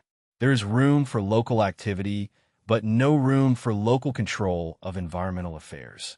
The state must have power over the shires to keep the air and water clean and the land free of contaminants, although the authors do not envision statewide zoning. If a shire wants to look like hell, let it. Agency of Vermont Affairs, to increase Vermont's influence beyond its borders. The Office of Global Involvement, World Trade, Cultural Exchanges, Technology Sharing, Initiatives for World Understanding, National Affairs, a robust but coordinated state presence in Washington, counterbalancing special interest politics, and subnational affairs, bioregional cooperation, and interstate compacts. Agency of Shire Support Services, technical assistance, information banks, collection and disbursement services, and a central communications clearinghouse. The Shire could hire the state to evaluate an educational program or advise on facilities for the mentally ill. By removing technical services from special interest agencies and placing them in an agency whose only mandate is service, the shires will be far better served. The Office of Federal Contracts will receive and distribute federal funds to the shires when the funds are prohibited from going directly to them.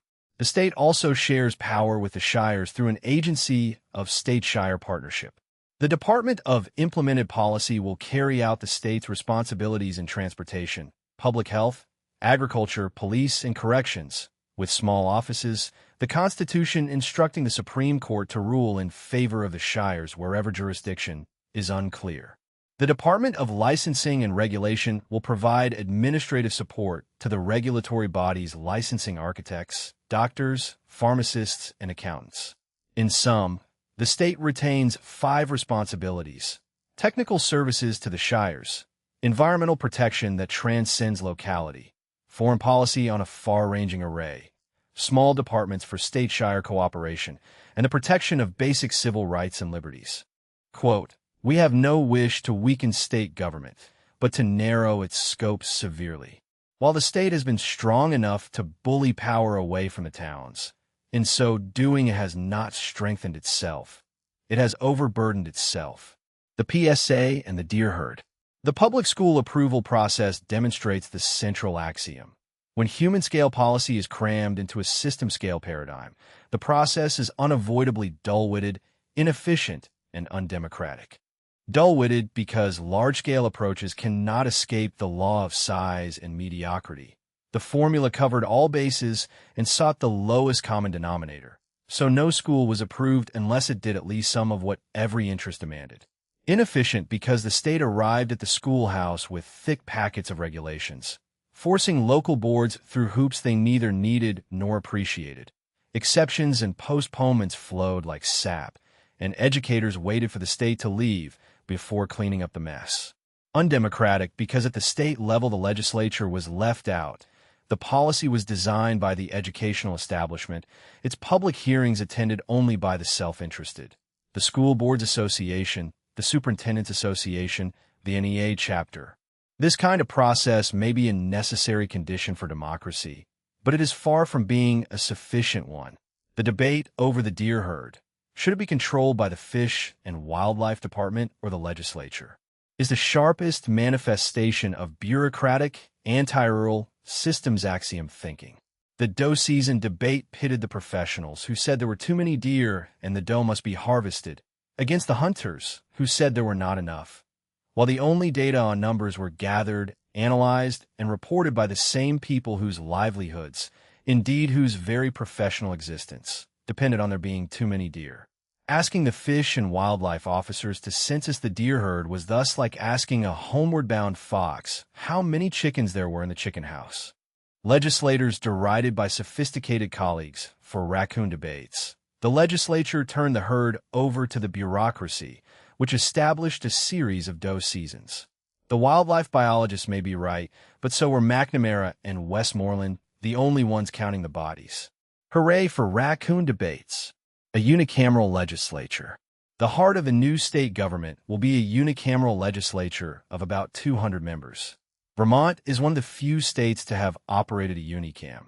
We did so until 1836. Vermont's upper house represents counties, and counties have become virtual nonentities, and the limbs of true bicameralism. One house based on place, the other on population, were axed by the U.S. Supreme Court in 1964. Bicameralism, designed to contain an adversarialism considered inevitable, now ensures its inevitability. Salaries will be set at the statewide average. Employers must give time off. Terms run 2 years with a limit of 5. The intent is to promote the notion that legislative service is a public duty. Once in place, the legislature must address its most fundamental weakness, lack of access to information. "We are in the dark most of the time over there," said a Vermont state senator, "and we are kept in the dark." In the new Vermont, the organization with the most sophisticated data processing capacity in the state must be the legislature, with new and robust staff. Conservatives oppose legislative staff as more government, but lack of staff means more power for bureaucracies and interest groups. You don't have to be a professional legislator to legislate professionally. The district problem. Vermont has been told to mold its legislative districts to one person, one vote, with the result that the concept of place has disappeared from representation. Every 10 years, the districts dance to the tune of the mathematician's flute, and lawmakers conceive of districts as arbitrary clusters of numbers, not communities. Democracy by ratio is one of the century's great absurdities. Instead of demanding quantitative purity, keep the districts solid and let the ratios run. Each shire will always have at least one representative, and the size of the legislature floats. Vermont may petition the Supreme Court, supported by the court's own lenient post-Brown v. Thompson criteria. A flotarial district system, as in New Hampshire, could help. What Vermont should absolutely refuse is carving district lines across shire boundaries in the pursuit of some mathematical holy grail. With such a legislature, there will be no need for a statewide referendum procedure. Referenda are opium used by frustrated Democrats, subject to mass media manipulation and interest group pressure. They get the politics of human-scale deliberation and perpetuate the delusion of popular governance. Let the legislature, radically Democratic, be the conscience of Vermont, and let a 200-member body over just over 500,000 people make better policy than a mass of 200,000 deciding one thing at a time in a polling booth. The governor and the bureaucracy. Vermont's 2-year governor's term will be preserved. The case for longer terms rests on the misperception that public scrutiny causes inefficiency. Philip Hoff's 1964 resounding victory shows the 2-year term at its best. He overcame a weak first-term mandate and built a solid record from the strongest of all foundations for effectiveness in governance, democratic legitimacy. The long state ballot will be replaced by a single-office ballot. One vote for governor, the candidates designating prospective lieutenant governors, running as a team. The 4 other offices, Secretary of State, Auditor, Attorney General, Treasurer, will be elected by the legislature, bringing the system toward a parliamentary, consensual framework. The governorship itself must be reformed by reducing what the governor does. Overload has been discussed for half a century. Even governors of little states are involved on nearly as many fronts as the president. Vermont's governor chairs the National Governors Conference, negotiates with Canada, and promotes trade in Japan and Europe. By so doing, that office will be made more, not less, important in the scheme of public order. The great policy fiefdoms must be dissolved. Agencies funded by their own dedicated revenues, the Highway Fund, the Fish and Wildlife Fund, are cut loose from democratic structures and quickly enter the magnetic force fields of group interests. Policy-making citizen boards should be eliminated. They are often repayment for electoral support. They recruit narrow, policy-specific interests, and working people cannot meet their schedules.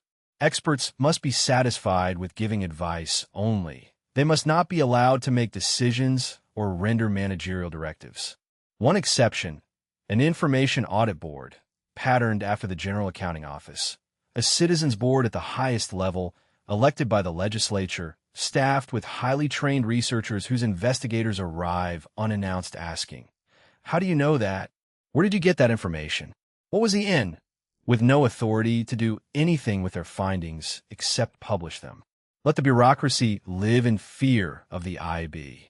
In public hearings, grafted onto the administrative process when legislatures handed their duty to make law over to the bureaucracy, will be returned to legislative sponsorship, where they will become once again a part of the democratic process, not an addendum to managerial life. The Hydro-Quebec power line hearings showed the sham. Expert testimony demanded the argument against the line on the ground that Vermont must risk brownouts to force itself towards scaled-down energy too citizen-like. Hearings held only along the line's route. The Public Service Department, essentially a cluster of energy specialists. It is not geared to make societal decisions about energy. It is geared to make decisions about energy for society.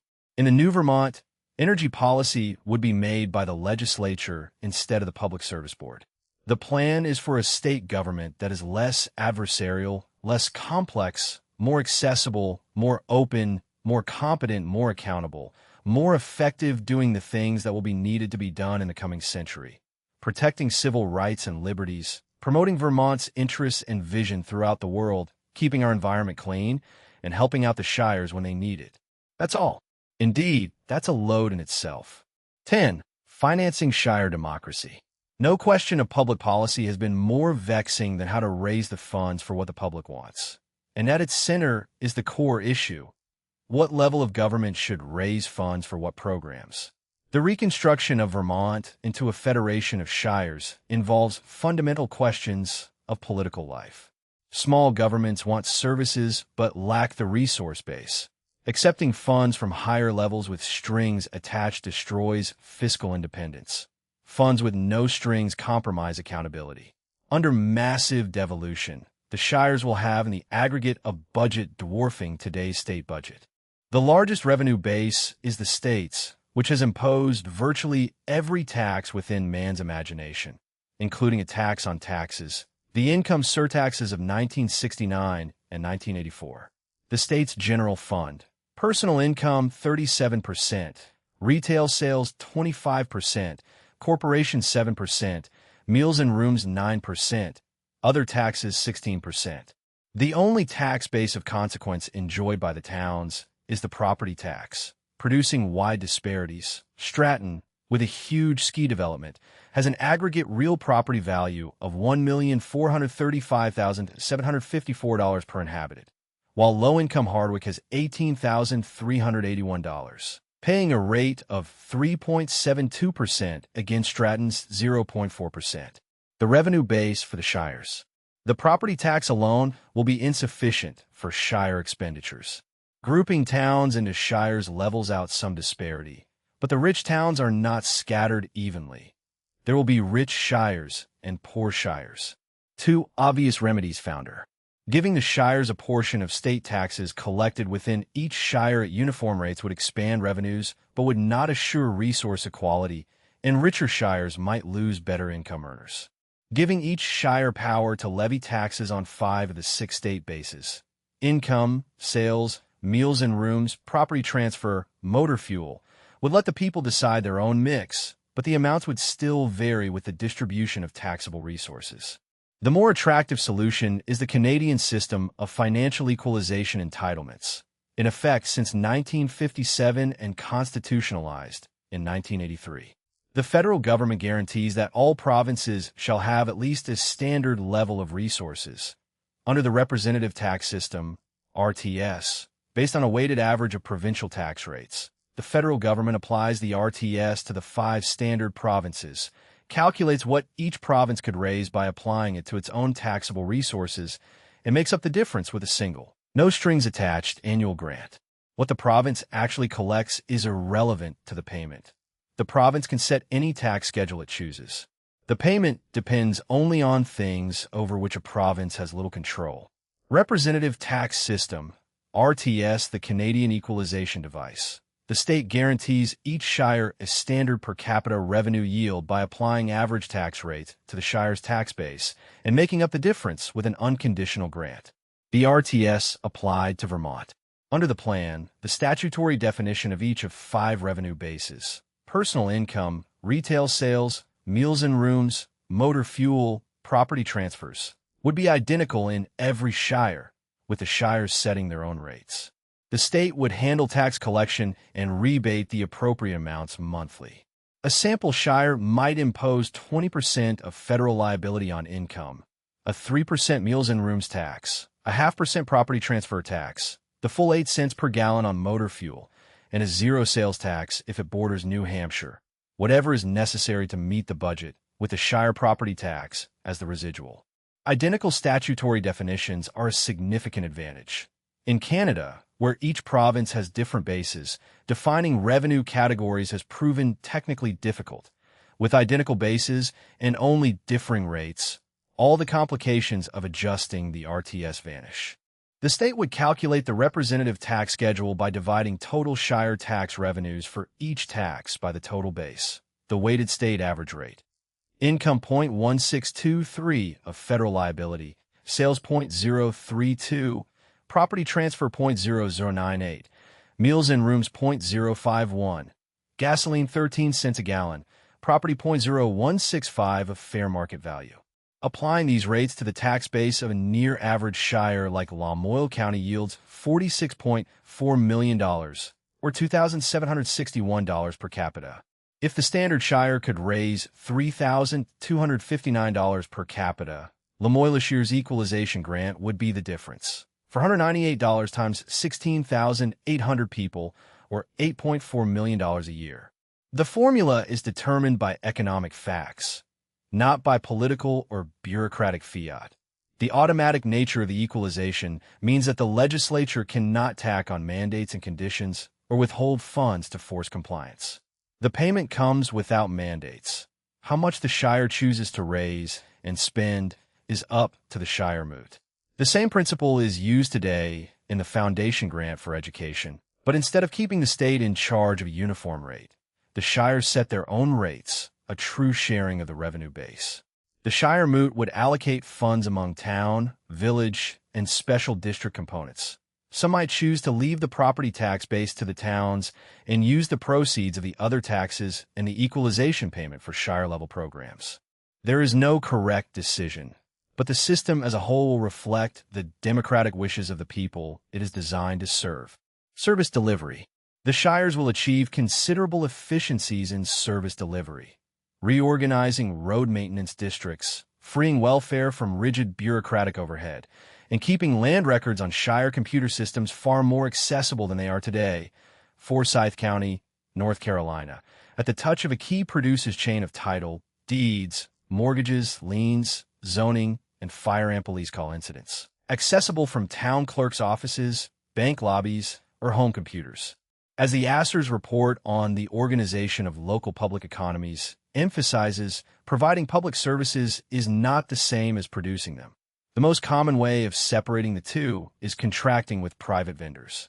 The celebrated Ecodata study of matched small cities in Los Angeles found that in 7 of 8 comparisons, contracted services were cheaper. City street cleaning cost 43% more, tree maintenance 37%, asphalt paving 96% more, traffic signal maintenance 56%, janitorial 73%, turf maintenance 43%. Only payroll preparation was competitive. Private contractors who had one bidding lived in fear of not having their contracts renewed. Different services can be produced at different levels and scales. Some functions by Shire employees, some by towns, some by private contractors. The fiscal system will restore to the people, in their own Shire governments close to home, the true power and the essential resources to act to meet a wide range of public concerns in ways they themselves have designed and approved. 11. Education on a human scale. In education lies the hope of a working democracy. If there is any governmental function which ought to be kept close to the people and under the control of their communities, it is the education of their children. The Shires are designed to provide a nesting place for small, decentralized schools democratically controlled, schools that are part of the social ecology of the Shire landscape and a true reflection of local culture and tradition. As a general rule, small schools are better than big schools, but small schools are not enough. They must also be neighborhood schools, community schools, and the heart of the community school is democratic control. Dartmouth's Faith Dunn found that lay people no longer feel they have the time, the knowledge, or the authority to decide about their children's education, an assessment the authors call nothing less than a funeral oration, not only for education in America, but for democracy in America. Empowerment in education is not a luxury reserved for rural states. It is a necessity, as Vermonter John Dewey used to say, for the survival of American democracy. Education in Vermont. Even in Vermont, the last century has seen education become increasingly a function of the state. The framework in which local boards operate is determined by the state, and they are under relentless pressure to consolidate under state control. In the Shire system, responsibility for elementary and secondary education will be returned firmly and decisively to the people. Vermonters have long evidenced the New England passion for education. The 1777 Constitution provided that a competent number of schools ought to be maintained in each town, and Jedediah Morse observed in 1792 that in no country is common schooling more attended to. The state's centralized instruments grew slowly and against resistance. The 1827 Board of Common School Commissioners, whose attempt to dictate textbooks was aborted by a hostile public, and the board itself ignominiously abolished 6 years later. The 1892 order to consolidate school districts, referred to well into the 1940s as the Vicious Act of '92. The Carnegie Foundation report of 1912 that led Commissioner Mason Stone to resign. Centralization leads to bureaucracy, and bureaucracy leads to paternalism, though much of the Carnegie structure was repealed 8 years later. The 1935 Commission shed a tear for the passing of the locally controlled school while recommending centralization as the price of preserving democracy in troubled times. It was unique in regarding centralization as a cost rather than a positive goal. After World War II, the march proceeded unabated. Every study or report from 1962 on urged transferring more power away from local districts, reducing the number of superintendents, and consolidating small schools. The 1987 Hofeber Committee expected to adopt the Business Community Plan, eliminating 2/3 of Vermont's districts, instead tried the back door, retaining local boards while stripping them of their political power, beginning with their budgets, under a report duplicitously titled Strengthening Local Control. The Stephanie White Story. How centralized policy hurts the countryside is told in the story of Stephanie White, a 5-year-old from a trailer on a back road in Caledonia County. At 6:45 a.m., in 22 degrees below zero, her mother Martha put her on a school bus already crowded with children from 5 to 18. At the first school, she crossed to a second bus. At 7:55, she got off at the second school, having been up 2 hours and traveled 23 miles. At 4:15, after a long day, she waited in a neighbor's kitchen until her mother got off work at 5 o'clock. That is how Stephanie attended the kindergarten Vermont mandated in 1985. When told the story, the bill's supporter protested, "But we didn't mandate that she attend." He was from Burlington, where children walked down the street to kindergarten in little groups in the daylight. "I guess going to kindergarten is different in the country," he said. "This is the kind of tragedy the Shire system will be able to avoid." Quote, "That is how Stephanie, a 5-year-old girl, spent her days. That is how the state practices child abuse. It happens a lot in rural places when city people forget that life is different in the countryside. Small schools are better. The bigger is better doctrine that drove consolidation was never supported by evidence." Commissioner Harvey Scribner, 1969 to 71, who had been taught that children learned because they were engulfed in learning opportunities and that small schools therefore afforded fewer opportunities, bagged quite a few small schools before departing for New York, just ahead of a mob with tar and feathers, while research was beginning to appear that showed big was clearly not better. Roger Barker's 1964 study gave unquestionable evidence that the smaller the school, the better the education. More forces stimulating students to active and responsible contributions, even extracurricular participation more widely distributed. Werner Hirsch could find no significant economies of scale in larger systems. Jonathan Schur and Rachel Tompkins completely reversed the established wisdom. Despite the massive human and financial investments made on its behalf, consolidation has not dramatically alleviated the educational problems endemic to rural areas. By consolidating, rural communities relinquished the advantages of smallness and received pitifully little in return. Rosenfeld's 1977 study, utterly ignored by the centralizers, reached the same conclusion. Economies of scale are offset by bureaucratic costs. Standardization does not equalize opportunity. Removing parents and community ignores the evidence of family and peer influence on achievement. The government ever since has pressed the opposite way. The 10-acre rule, that a new school must sit on at least 10 acres in a tiny rural village. The promotion of union high schools, with their fleets of shiny school buses, one of them, U32 in East Montpelier, the only high school in America apparently named after a German submarine. Act 151 of 1982 gave the Board of Education power to adopt rules relating to instruction, faculty, curriculum, libraries, materials, and physical facilities, and to approve any school, with approval revocable for substantial failure to comply, the loss of state aid, and students declared truants. Barnet, which had resisted joining a union district by tuitioning its high schoolers to St. Johnsbury Academy, was ordered to build a new $2.1 million architect's original for its 5 to 8 village school, threatened with truancy declarations and the withholding of state aid until it finally caved in. Local control of education has increasingly come to mean little more than the determination of bus routes and lunchroom menus. Governance of education in the shires. Under the Shire Plan, power to control elementary and secondary education will be brought home. The Shire Moot decides how the schools are governed. A school board elected by districts, elected by the Shire Moot with geographical balance, elected by school district boards, or none at all. The Shire manager delivering education policy through an education department. In what will probably be the dominant model, a Shire school board inherits all the supervisory powers of the present State Board of Education, naming the Shire superintendent, deciding about teacher certification, academic requirements, textbooks, instruction methods, courses, basic competencies, and the number of school days. Some will say that our proposal would mean the end of state control over public education. They would be precisely correct. It would mean the restoration of true community and parental control. Doyle and Finn's analysis supports the move. State education departments are notoriously sluggish and formalistic bureaucracies. Central direction overlooks the school ethos and shared moral order that good education requires, and that cannot be mandated from the center. And a McSchool system obliterates diversity, the right to be different, which encourages local support and community cohesion. If one believes in the civic humanist ideal, a prime locus of its activity must be the intensely important project of governing the education of one's own children. If that is removed by a horde of administrators, the whole civic humanist vision becomes pretty much a bad joke.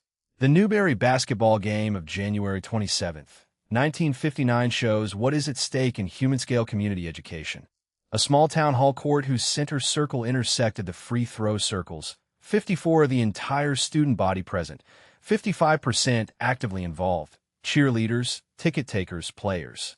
As basketball, what happened in Newberry that night would be called by most standards awful. But as high school sports, it was most likely close to the best in America. By 1970, the Hilldale League had vanished, and with it the involvement that is the heart of education in a democracy. Under the Shires, we have a chance to bring it back. The state's role in the Shires. The state will back out of public education almost completely, retaining the state university and college system, relations with the federal government, technical services for special education, and the teacher's retirement system. The Department of Education will disappear, which opens the door for honest assessment. The Office of Shire Policy could develop techniques for measuring educational performance and, for shires that request it, assess a shire's schools and publish the results, without the power to require anything. The state would no longer be in danger of taking the heat for poor educational performance, since it no longer runs the schools. For those shires that requested it, the assessment is a service on demand, a starting point for true educational accountability at the shire level, freed from the fear that submitting to measurement will precipitate an avalanche of mandates. The shires will become laboratories for innovation, increasing school expenditures when analysis shows that to be the remedy, but also splitting a too large union district, adjusting governance, seeking technical assistance from the state as a vendor in competition with private firms. Some shires might try performance contracting, payment scale to children's progress. Some, an educational choice system, the voucher idea, though Vermont already has a smoothly working choice system. 95 towns without public high schools, their students, 24% of the state's high school population, entitled to full tuition at any approved school, a scheme parents love though educators disapprove. Others might try the community education idea of Flint, Michigan, the Danish folk school that reconstructed Danish society, education with production, in which students work, as at East Hill School in Andover or the 21 Enterprises College of the Ozarks. Unconventional teachers, a retired master machinist, a registered nurse, a local entrepreneur, freed from present certification follies. Merit pay, character education, magnet schools, diplomas for mastery rather than longevity. Above all, new educational technology holds promise for the isolated rural school. The Eskimo girl in a house on the edge of the Arctic Ocean completing a business management course via satellite from Learn Alaska. Rural Virginia students taking interactive college calculus. The Telelearning Electronic University. Kirkwood Community College's microwave network teaching 8 Iowa communities at once. The holographic master teacher of the not-too-distant future may seem too impersonal, but the authors present these images to re-emphasize a central point. Technology can be a force for decentralization. Rural places no longer need be blackmailed into centralizing schemes by the assertion that educational funds and choices will be lost if they don't fall into line. Key to it all is the principle of restoring power over education to parents and local educators responsive to the desires of the people of their own communities. With that power and freedom, all things are possible. 12. The compassionate community. Every society must face the problem of the chronic poor, and two kinds of policies have emerged in the Western world: a policy of managing the poor and a policy of emancipating the poor. The former is what one would expect from a welfare megasystem operated by distant bureaucrats armed with categories and cohorts, forms and formulas. The latter can only be applied where neighbors have genuine concern for the less fortunate and share a community ethic that strives to help the needy achieve economic and social independence. In a Vermont organized into shires, human services will be decentralized to the shire level, and the Shire Welfare Organization will mobilize private and public resources in support of all citizens: the poor, the handicapped, the elderly, those with special problems. A foremost objective of a Shire welfare system is the reintegration of the poor into a caring community. Instead of viewing the poor as consumers of resources extracted from others, fellow citizens will see them as neighbors worthy of help, and those who receive aid will accept an obligation to do whatever they can in return. The recipients will be treated as individuals. Welfare officers, part of the community, will know the churches, families, schools, and voluntary groups that can be mobilized to get the recipient on the road to self-sufficiency. This implies fairly radical legal changes and an abandonment of the principle that all persons in broad categories must be treated equally, and it implies work, not just work by the able-bodied who do not have preschool children, work by everyone. Welfare in Vermont. Vermont's early welfare concepts came from the Elizabethan Poor Law of 1601. Every parish put its poor to work. Beggary was punished. Repeated vagrancy a capital offense. The Act of Settlement of 1662 allowed parishes to expel a man from another parish for the crime of being a potential charge. Early Vermont replicated the harshness. Houses of correction where the refractory might be whipped, not exceeding 20 stripes. A system of auctioning the poor to the lowest bidder. Settlement laws that set residency 3 years and charge the pauper's expense to his town of origin. In this harshest form, the authors see no model, but they note the town overseer of the poor was a human responsibility in a small community, and the needy fared better in Vermont than almost anywhere else. Reorganizing Vermont into human-scale shires will create an opportunity to restore that responsibility. The modern system began with a New Deal consolidation: the Department of Public Welfare, the Department of Social Welfare, and a proliferating alphabet of federal categorical programs. Old Age Assistance, ANFC, aid to needy families with children, food stamps, WIC, the Job Training Partnership Act. The package is beyond the comprehension of any citizen not holding a graduate degree in social work. As such, it is also beyond democratic control. The most controversial program is ANFC. At the close of 1988, some 6,917 families received it. The Reach Up program tries to move recipients towards self-sufficiency, education, training, daycare, a $100 cash bonus, while maintaining continued Medicaid for 15 months. Yet there are good reasons not to go off welfare. Vermont offers some of the highest benefit levels in the country. A single mother with 2 children receives benefits sufficient to bring her to 97% of the poverty level. The same woman working as a retail clerk would net almost 20% less than welfare alone after work-related expenses and child care. It is a rare spirit who will work 40 hours a week to be able to enjoy only 80% of what he or she can get for not working at all. The system threatens to create a permanent poverty class. Nationally, the 15% of the caseload remaining on welfare for 8 years consumes half the entire welfare budget. Defects of the welfare system. The current system does not extend community assistance to its own. It vests rights in eligible beneficiaries. Eligibility is determined by testing income and assets.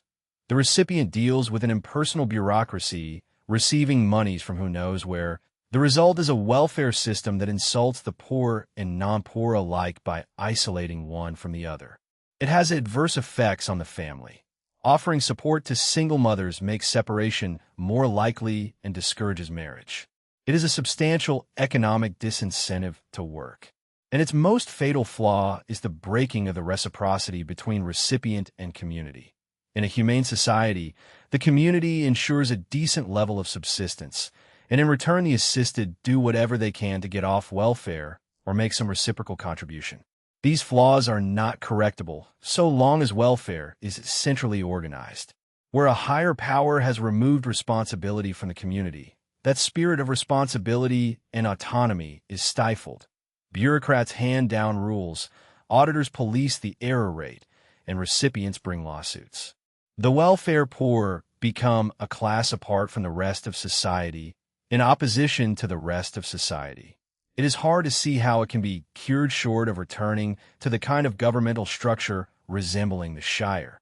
Restoring welfare to the shires raises the fear of inequality. Some shires rich, some poor. There are two ways to preserve local autonomy. Equalize the resource bases, Chapter 10's RTS, and create the community ethic that redefines the status of the poor. Though the beneficiaries in one shire might not get as much in benefits as those in another, their overall well-being might well be greater. Instead of merely receiving, they would belong. Quote, instead of relying on government aid, the poor would benefit from a wide range of assistance offered by caring neighbors. Models: Switzerland and the Mormons. Two welfare systems long in place illustrate the Shire program. The Swiss cantonal system begins in the schools. The goal of Swiss education is to prepare the young for self-sufficiency, literacy, and civic responsibility. If a student falters, that becomes the concern of the whole community. The national government maintains social insurance against unemployment and illness, plus a guaranteed income for the needy, elderly, and disabled. For those not in these categories, the cantons operate a means-tested system funded entirely by the cantons. So it behooves them to invest in preventing pauperism. A recipient's canton remains responsible for 5 years after he relocates. Grant amounts are not prescribed in law, but left to the caseworker's discretion, reduced as the grantee progresses. The canton calls on families to help needy relatives and pursues divorced fathers for child support. Wealth and income are reported annually and records are open to public inspection. The caseworker may call on family, friends, former employers, and teachers to contribute toward designing a solution. Ralph Siegelman's lesson: problems are recognized first at the local level, where it is possible for everyone to know each other, and where the citizen either gets involved or suffers the results of someone else's activity.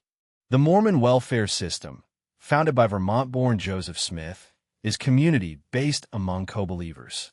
Its central figure is the bishop of each ward, who estimates needs and prepares a production budget supplied by Mormon farms. Each ward maintains a storehouse. Members contribute the equivalent of 2 meals a month. Beyond cash and materials, the bishop and lay home teachers counsel families heading for trouble. Deseret Industries provides sheltered workshops where those who cannot compete nevertheless work.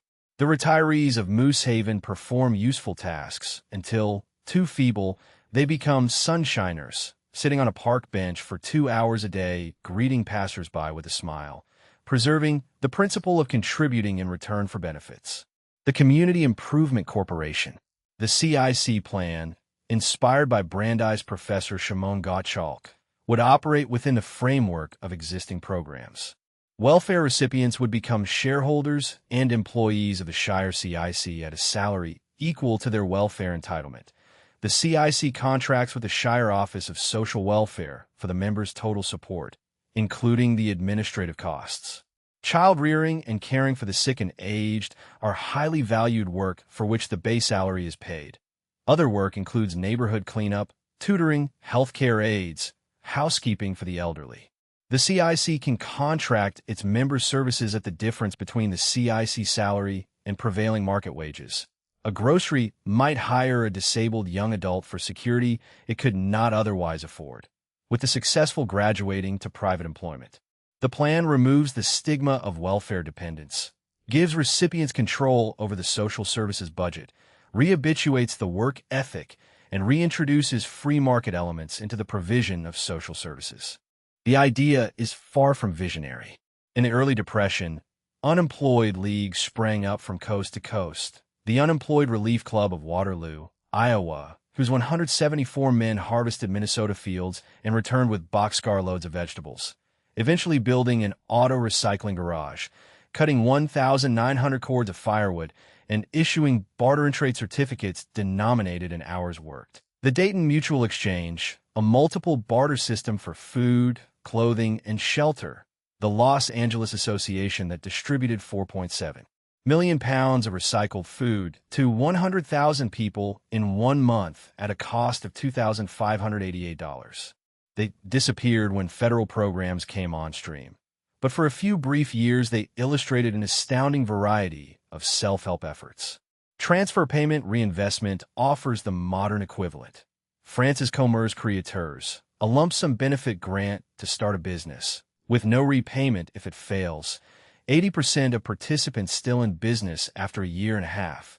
Britain's Enterprise Allowance Scheme with 160,000 enrollees. None of the foregoing examples illustrates all of the ingredients of a sound Shire welfare system. But the fundamental principles, reintegration into the community, movement towards self-sufficiency, mutual aid, contribution in return for benefit, appear throughout. The Shire system's broader aim: to rescue the elderly from the warehouses to which they have been condemned. Communities working a human-scale means of reintegration, as in the Rochester Community Care Home, the joint effort of 5 tiny towns in the Green Mountains that made it no longer necessary for seniors to leave their community when they could no longer take care of themselves. What is crucial is that responsibility be decentralized from remote governmental bodies to local communities, and that the people discover again the spirit of autonomy and mutual aid, which are indispensable to any human society worthy of the name. 13. People and land. Every society is shaped and molded by its relation to the land and environment. Yet the forces of giantism and centralization are cutting deeply at the bond between Vermonters, their communities, and their land, much as they have elsewhere. Federating Vermont into self-governing shires, little citadels of democracy fashioned to the contours of the living earth, offers a stout defense against those destructive forces. At the center of the attack is the system's axiom, which reads, "Democracy and a clean environment are incompatible." Donald Nagel, describing the Vermont mystique, asserts that the belief in small-town virtues and the belief in natural splendor are incompatible. Development pressures from out of state will destroy the first. The authors rejects this blackmail. If a totally creationist curriculum in a school system here, and there will become a serious impediment to the march of scientific progress, then we might as well jettison all notions of democracy and burn this book. This land, Vermont. Few states boast so uniform a landscape as Vermont. 9,609 square miles, smaller than 5 counties in Arizona. One old, 200-mile-long mountain range flanked by 2 long valleys, so that there are probably few places in the state where one cannot see a crest of mountains marching off on the horizon. The Vermonter's attachment to his native soil has been an attachment of the soul, recognizing the land's aesthetic, productive, and market values, but springing from the soul's need to possess, protect, and pass on improved. The history of the land is unique because Vermont began as a no-man's land between 2 vastly different systems of land tenure. To the south and east, New England land was owned in freehold, title held free, exchangeable, bequeathable, subject only to the ancient maxim sic uterita ut alienum non litis. Use your own as you please so long as you do not invade the equal rights of others. To the west, in the colony of New York, the great patroon estates of the Hudson Valley held tenant farmers in feudal tenure. Land they could never own, quit rents exacted each year. No schools, no property that could pass to heirs, justice from the Lord's hand-picked judges and juries. The tenants' petition of 1795, the leasehold regulations were oppressive and burdensome to the last degree, tending to degrade your petitioners to be slaves and vassals. The Vermont settlers' loathing of the Yorker system was so pronounced that Lieutenant Governor Cadwallader Colden nervously observed that unless New York pushed its jurisdiction east, the dreaded Republican principles of New England would be extended. The early Vermonters fully grasped the importance of freehold property ownership. These bloody Yorker lawgivers know we are necessitated to oppose their execution of a law where it points directly at our property, bellowed Ethan Allen. The first borrowing of Vermont's 1777 Constitution was the affirmation that all men are born equally free and independent, with unalienable rights to life, liberty, property, and the pursuit of happiness. It went on to banish slavery and servitude, require just compensation when private land was taken, and guarantee liberty of conscience. Secure and widely distributed property in fee simple was essential to the economic independence of the free citizen and to the preservation of a free republic. George Aiken observed that homeowners feel they have a stake in their community and their government. 82% of Vermont farmers own their farms, a good reason why it is so difficult to interest them in overthrowing the American form of government. Act 250 and the land use plans. For almost 2 centuries, there was little conflict over land use.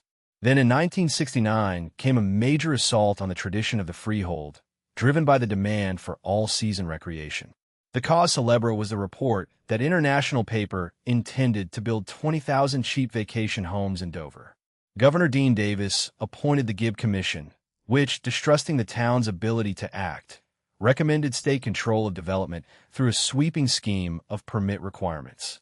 In 1970, the legislature enacted Act 250, one of the most studied and emulated land control laws in U.S. history. District environmental commissions issuing permits, a state environmental board, criteria governing everything from pollution to aesthetics. The capability and development plan and land use plan were to follow, in effect a statewide zoning scheme. The plans alarmed both sides, too sweeping for the property rights advocates, too vague for the environmental movement. What followed was Vermonters' overwhelming rejection of centralized control. They rejected the plans 3 times in successively weaker versions, for many reasons: the arrogance of their most prominent advocates, the cooling of the boom, the shortage of affordable housing, the havoc with local tax bases. But the main reason was the realization that implicit in the plans was a threat more serious than no growth. The premise that privately owned freehold property was to be no more, all property social property, held for the greater good, enforced to the limit without compensation. It meant a restoration, in modern guise, of the Hudson Valley feudalism that early Vermonters found so abhorrent. The radio spot opposing the plan featured the ghost of Ethan Allen raging against feudal tyranny. It did no historical injustice. Quote, "You can't save Vermont by robbing its people." The story of Hub and Mary shows why. Their farm, worth perhaps $1 million, their retirement, had been designated a resource conservation area. The young plan presenter assured them farming would go on as always. "Who's going to be farming it?" asked Hub. His son had found other work, and where would a buyer come from at the end of the dairy route, with the blend price down?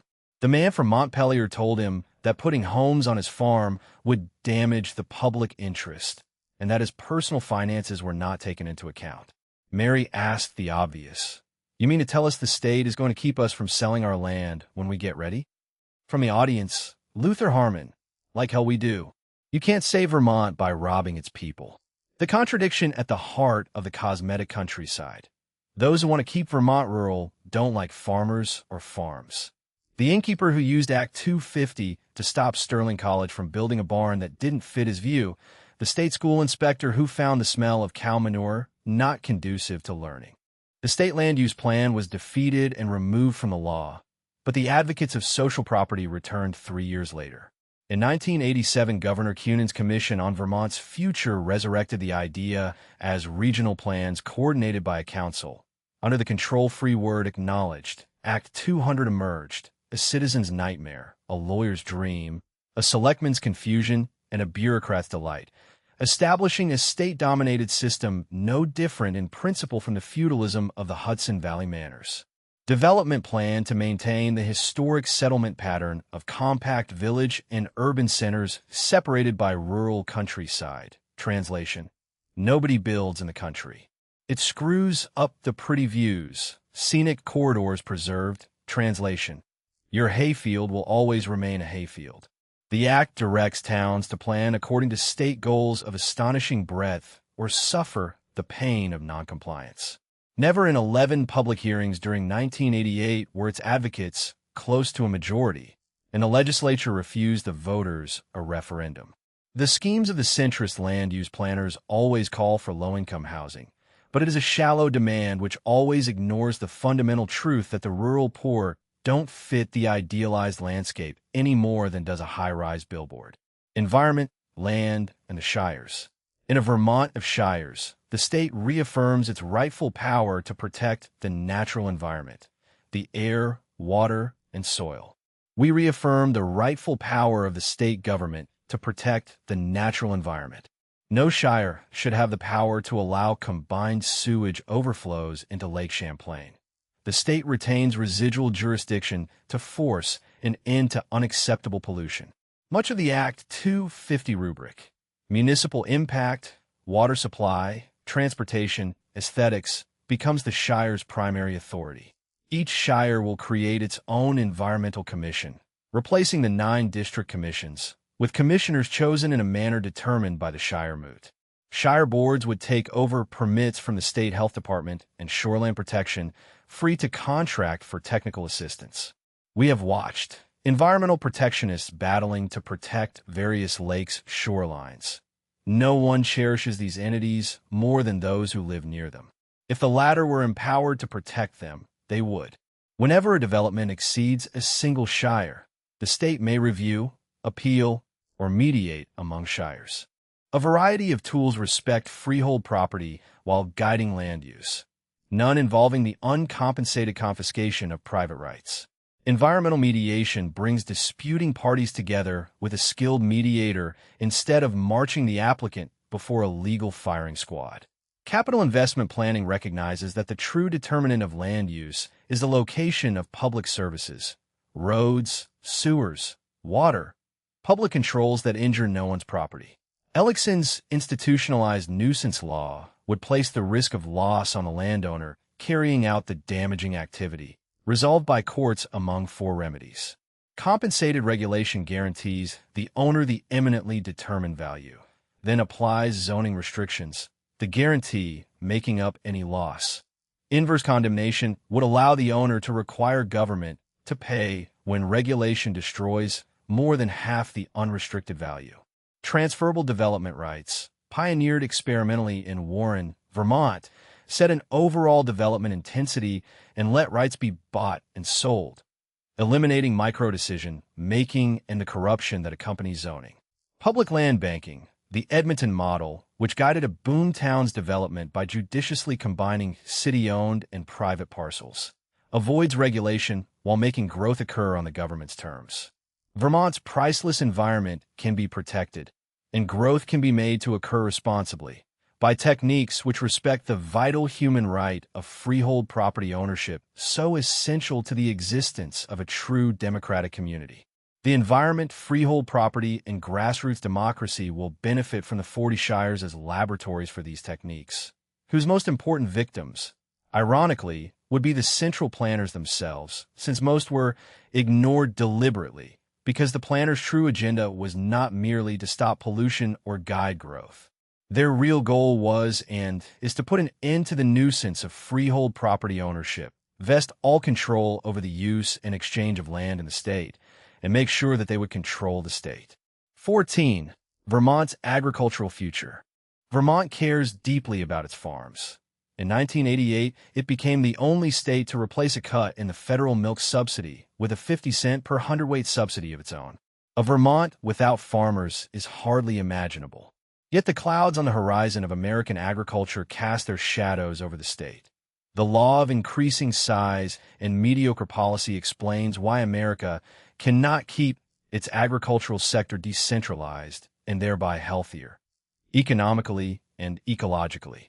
A Vermont of shires can do little to redress national problems. The shires will hardly make the cows give more milk or encourage the bees to make more honey. But the decentralist tone of the Shire Federation will invigorate efforts to make dairy farming more profitable and establish innovative agricultural enterprises. The Department of Agriculture suffers the failures of centralized institutions, most notably the incapacity to resist the single interest that dominates the whole, in this case milk cows. After the shires are in place, nearly every agricultural interest in Vermont will be within hand's reach of a government that has its interests at heart.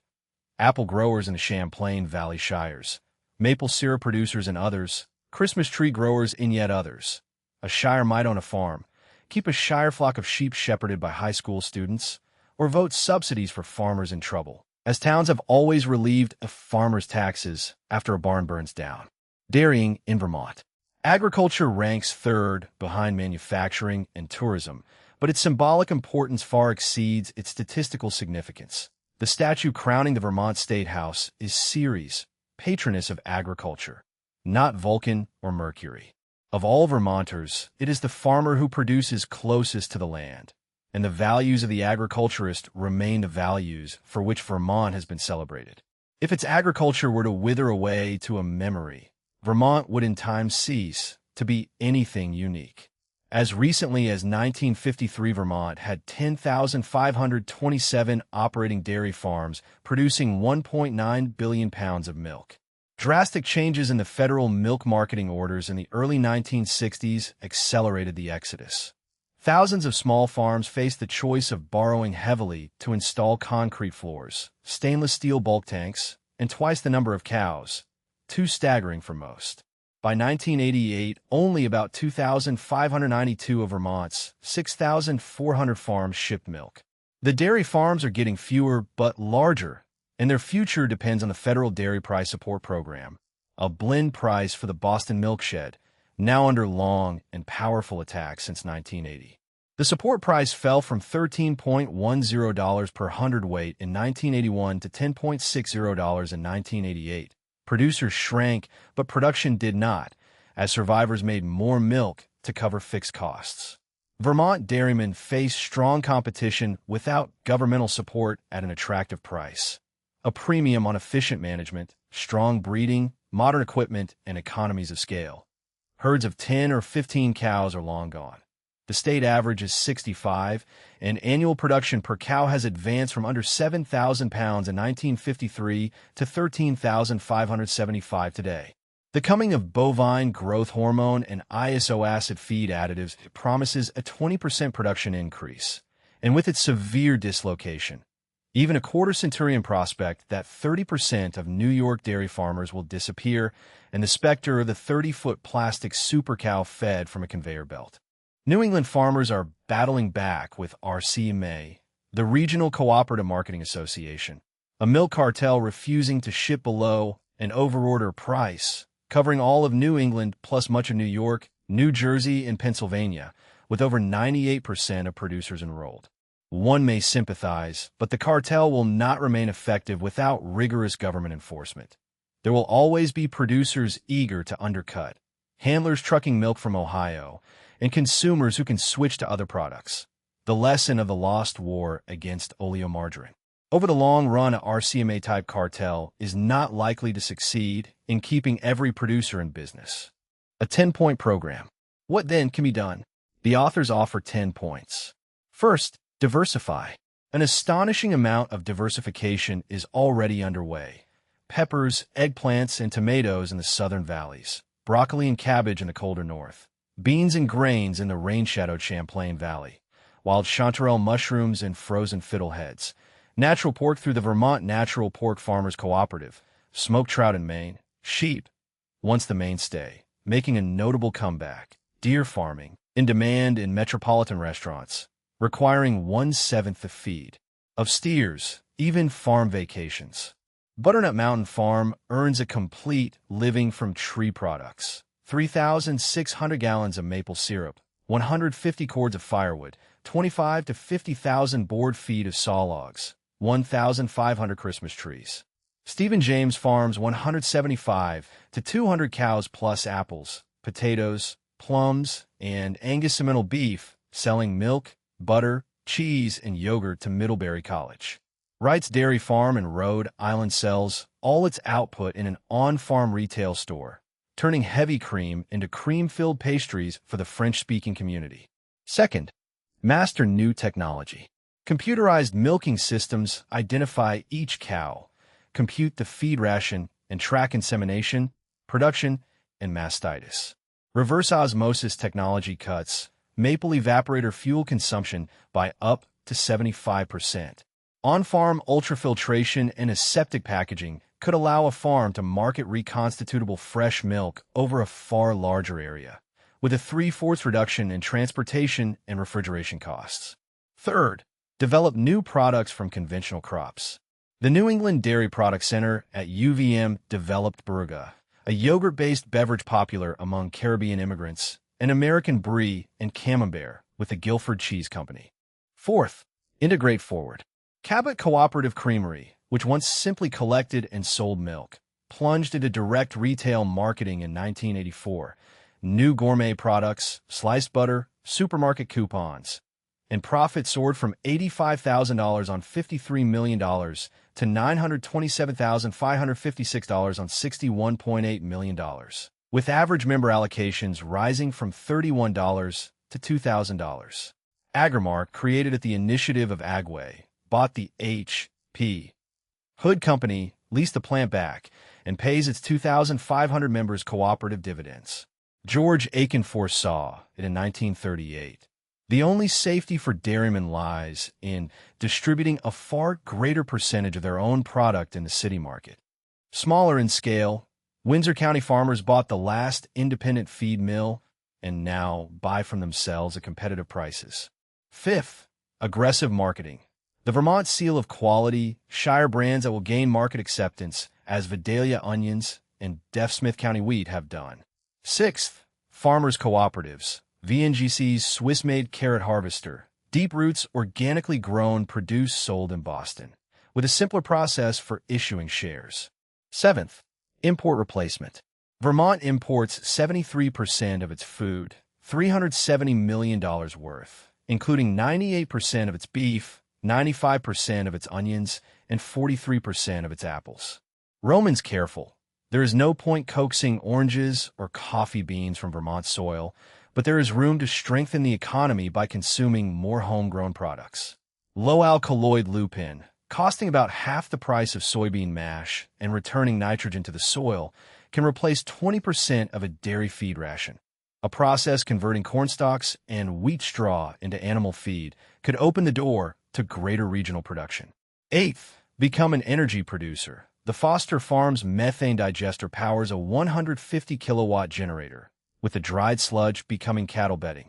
A methane-linked ethanol system turns corn mash into tractor fuel and the distiller's grains into animal feed. Ninth, low-input agriculture. The Pennsylvania Amish produce as much corn per acre as large Iowa farms and as much milk per cow as Wisconsin dairy farms, netting $25,000 to $40,000 a year on 75 acres. Rodale's regenerative agriculture and Senator Lay's legislation give it legitimacy. 10th, relieve the property tax pressure on farmland. As farmland grows more desirable for development, its fair market value rises while its value as a farm does not. Farmers must ultimately sell. The existing use value programs pit state and town against each other over appraisals, show up as liens on the farmer's balance sheet, and are funded only to the extent the legislature chooses. The State Land Trust Act, proposed by McClaughry in 1972, funds a trust by the assignment of property transfer tax receipts and offers to lease, not buy, the development rights on qualifying farmland. The farmer pays full taxes, the lease payment covers the development rights portion, and if the trust defaults, the farmer regains the rights without penalty. If the farmer sells for development, he pays a lease termination price of half the capital gain. The trust makes the development rights income-producing property, frees the taxpayer, and keeps the state out of confrontation with town appraisers. Passed over in 1972, 1973, and 1975 because the idea of separating development rights was unfamiliar because the Farm Bureau championed a foolish tax cap, because the environmentalists preferred police power controls, and because the premise that development rights are a possession of economic value ran counter to their thinking. The 1988 provision for state purchase of farm development rights finally recognized that those rights are property interests with economic value. A private land investment corporation could do the same, an annual option payment in return for an option to buy at a specified price, attractive to the older farmer planning retirement, though a Vermont farmer might view this as a Faustian bargain. Import replacement. The Jane Jacobs principle. Rising economies start by replacing imported goods, essential to a self-reliant Vermont food economy.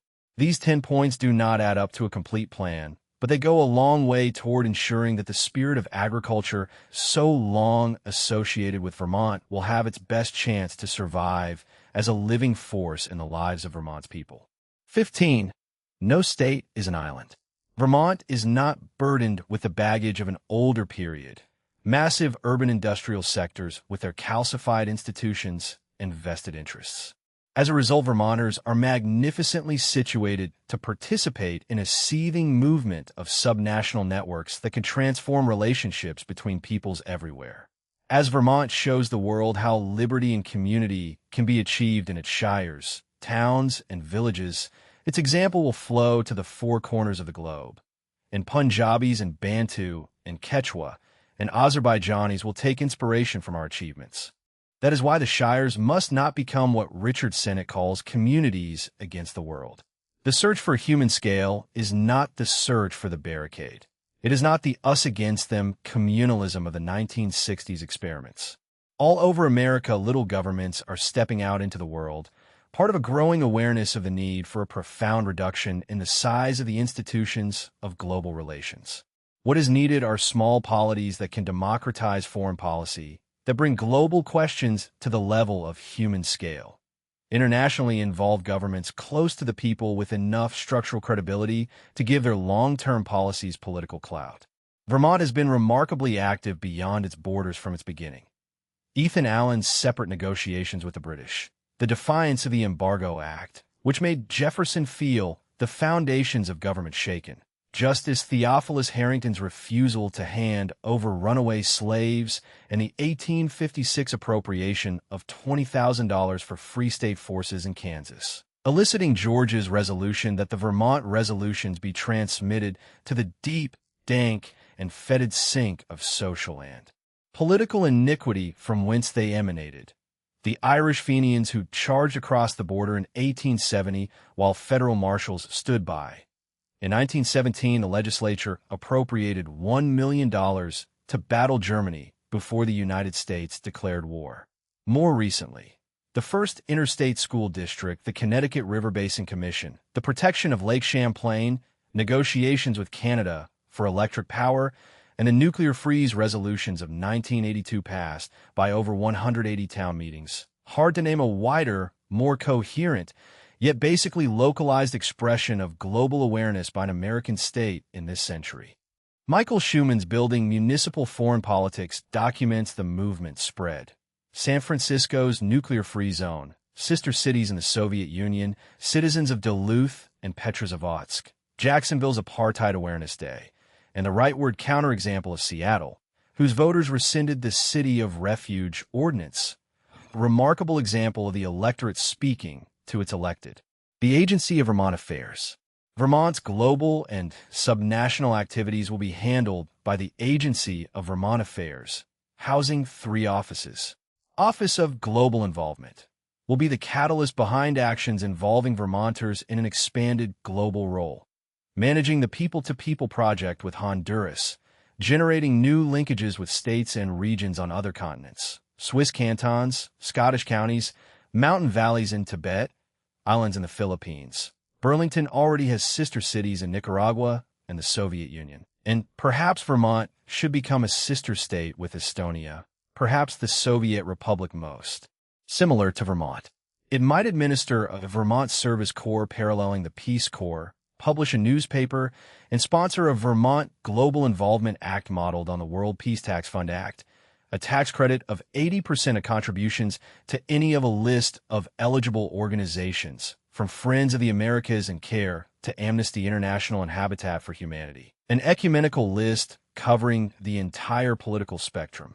A final activity, an annual Vermont prize, a Nobel equivalent for the person or organization who has most exemplified Vermont's ideals of liberty, community, democracy, and human empowerment.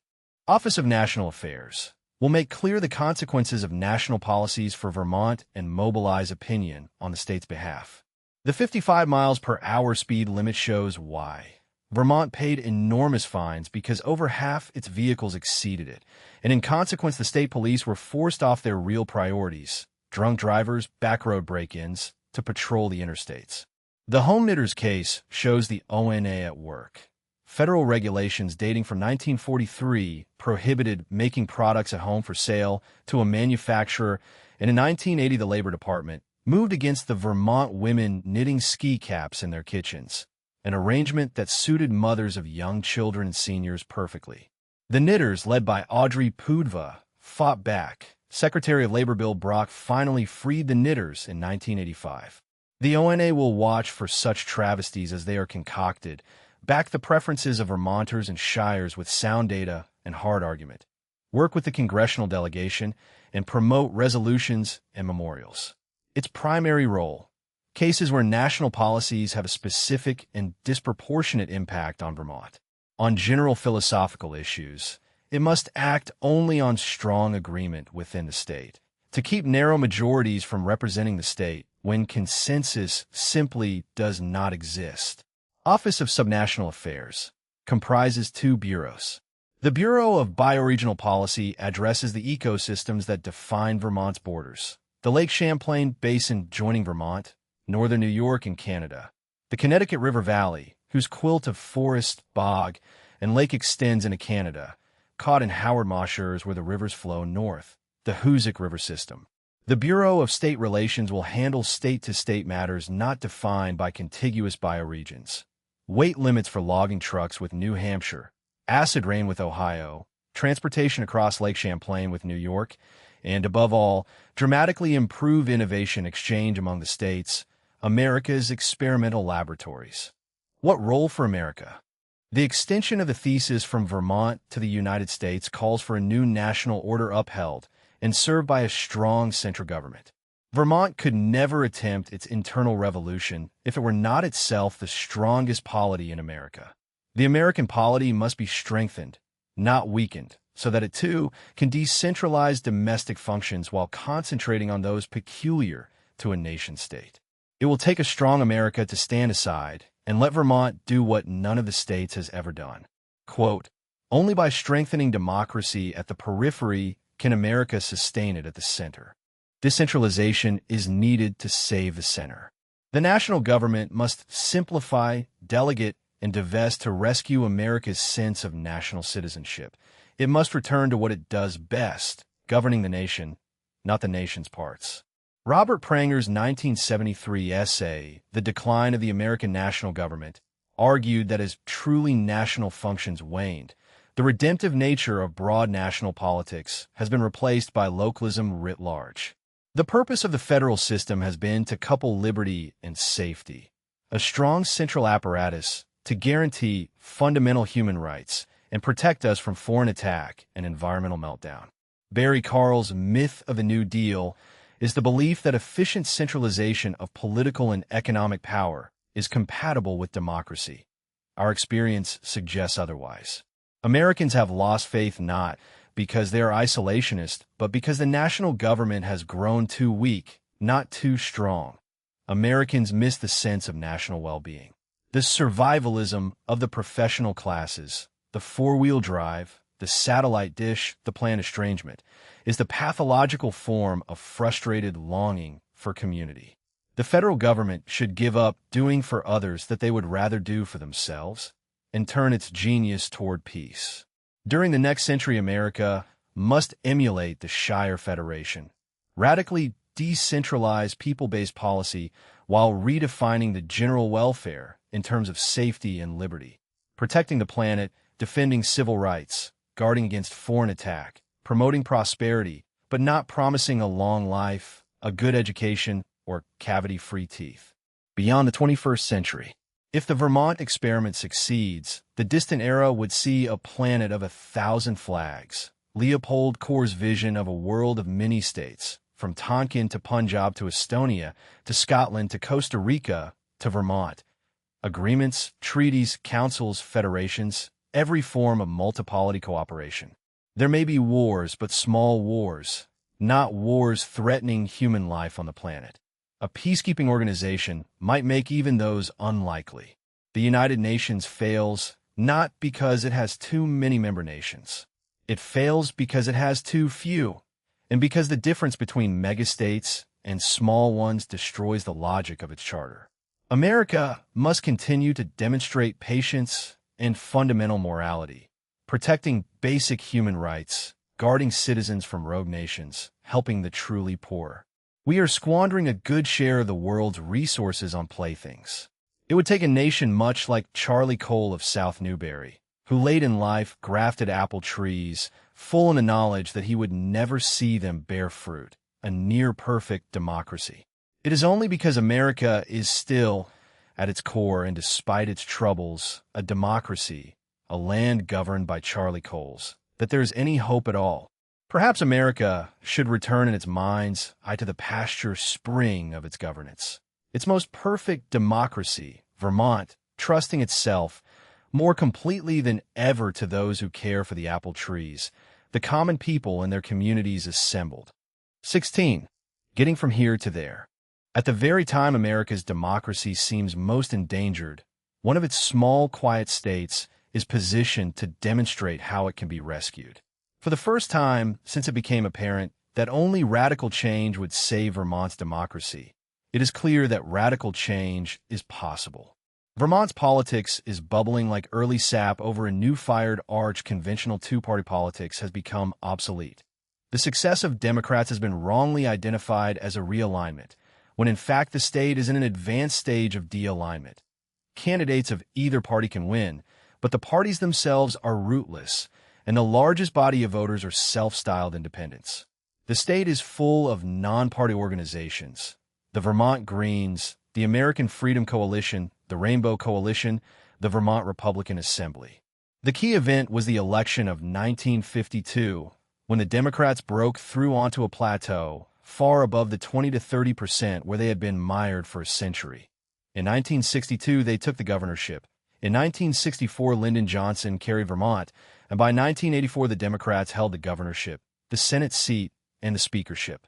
The most liberal state in America, Newsweek's Walter Shapiro, is not conservative, but liberal leaves images dead wrong. And the change was indigenous. Richard Winters of Dartmouth, studying the vast policy differences between New Hampshire and Vermont, traces Vermont's progressive reputation to malapportioned legislatures that passed an income tax in 1931 and graduated it in 1947, long before the newcomers arrived. Native Vermonters themselves are perfectly willing to accept change. A new coalition. There is a powerful majoritarian agreement on human-scale governance, split by partisanship, class, and one issue area: foreign policy. The populist right combines believers in agrarian decentralism in the tradition of George Aiken, small-town working people, and ideological professionals. The progressive left is epitomized by socialist Bernard Sanders, the strongest supporter of local democracy among Vermont's leading politicians. The Vermont Greens, often disagreeing with Sanders, are also active. Between them stand centrist moderate Republicans and liberal Democrats. Using one of the major parties would be difficult. The Republicans take foreign policy positions the communitarian left will not abide, and the Democratic Party is too relentlessly centralist to accept democracy. Madeline Kunin has favored authority over democracy, law over liberty, and control over empowerment. A new party formed on a Vermont agenda that seeks local office first and statewide office second would be unique, or a combination of third-party strategy with networking, modeled on the Nonpartisan League of North Dakota, drawing together a coalition for the single purpose of the radical democratization of the state, with the partners free to agree to disagree on the rest and work together for democracy. The 1987 school board consolidation fight proved the left-right coalition can be dominant. Governor Cunin, with the support of the business community and the education establishment, proposed consolidating over 300 school boards into about 65. 9 well-attended public hearings were held. Not one citizen rose to support the proposal. The testimony came from new communitarians. Nancy Cornell, school board member in Starksboro, telling the commission, "What we do is good and honorable." The word hitting the audience like a distant thunderclap. Hunter Wilson, a Marlboro poet and school board member. There is a sense of community built around the functions of a local school. That comes from having a really local school. Dan McCarthy, a builder of alternative technologies. The one thing that concerns me more than education is the erosion of the democratic principles of town meeting. Once you lose town meeting and your taxing power, you're through. Both Wilson and McCarthy were anti-Reagan, in favor of government redistribution, and strongly for civil liberties. Quintessential Vermont communitarians, standing shoulder to shoulder with Reagan Republicans against a proposal to extinguish a good chunk of their democracy. The governor pulled the rug out from under the commission. Yankee politics is like Yankee friendship, cautious at first, growing deeper over time. Going for it. The aftermath shows why half measures will not do. The governor proposed what the defeated in politics often propose. If the people turn down a policy offered up front, sneak it in the back door. Incrementalism, the politics of deception. Incremental change often seems the only way to achieve progress, but it often is the best way to achieve mischief. A better model is Montana's. The 1972 Constitution required each local government unit to review its structure and submit an alternative form of government to the electors. The legislature funded the 184 counties and municipalities that took part, offering 6 optional forms. The process took 5 years and was overwhelmingly successful. Its purpose was not to mandate change, but to mandate the opportunity for it. Yet even Montana is too conservative for Vermont. Unlike Montana, Vermont is calling for a basic restructuring of state government as well as local. The complexities of an across-the-board revolution will overburden public comprehension if attempted bit by bit. Revolutions cannot sustain themselves for long, and the components of the system are tied together. Each change must be planned, coordinated, and synchronized. It must be done in one fell swoop. The trick is to plunge in, satisfied the theoretical underpinning is sound. You can get there from here. The steps to a federation of shires. Early 1990. The legislature appropriates funds for a study commission, like Montana's, to develop an amendment calling for a constitutional convention to convene in 1993. Vermont's constitution is protected by a time lock. Amendments may be proposed only at 4-year intervals, which opens in the 1991 to 92 session. An amendment passed, then, must be approved by the next elected legislature, 1993 to 94, then by a popular vote. The earliest a convention could be established would be the summer of 1993. The legislature also appropriates funds to every town and city for study and discussion. The first debate being whether to call the convention at all, turning the length of the amending process to good advantage as 4 years of thought in a risk-free environment. 1991 to 92. The legislature approves the Constitutional Convention Amendment. Early 1993. The legislature again approves the amendment and puts the question to the voters. In 1993, the people decide whether to meet in convention to consider a new Chapter 2 of the Vermont Constitution, leaving Chapter 1, the Declaration of Rights, untouched. A state office of constitutional revision, after the Montana model, provides technical staffing, mobilizes civic organizations, publishes a newsletter, and runs debates and symposiums. July 1993. Election of delegates. Every town and city chooses one representative at large. Every legislative district elects a number equal to its representation in the House. A convention of 396 delegates, with a 5-year residency requirement for delegates. August 1st, 1993. The convention meets, perhaps in Randolph's Chandler Music Hall, in the geographical center of the state, its proceedings carried on cable television. 1993. March 1994. Debate over ratification. The State Office of Constitutional Revision is disbanded, so the discussion is as free of elite influence as possible. Town Meeting Day, March 1994. Ratification requires a statewide majority and a majority in 3/4 of Vermont's towns and cities, ensuring widespread geographical support. January 1995 to December 1996. Proto-Shire realignment. The state prepares to devolve functions. January 1997. Vermont's new Federation of Shires opens for business. Quote, "In one brilliant blaze, Vermont will light the firmament of American governance and become a civic model for the rest of the world to envy and emulate.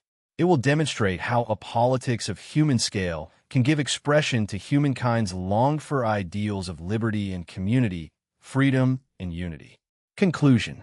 The Vermont Papers is a radical yet deeply traditional book, a proposal to restructure Vermont into a federation of bioregionally bounded shires, units of human scale, to which most state power would devolve, in the name of restoring the direct democracy that alone can sustain a representative republic.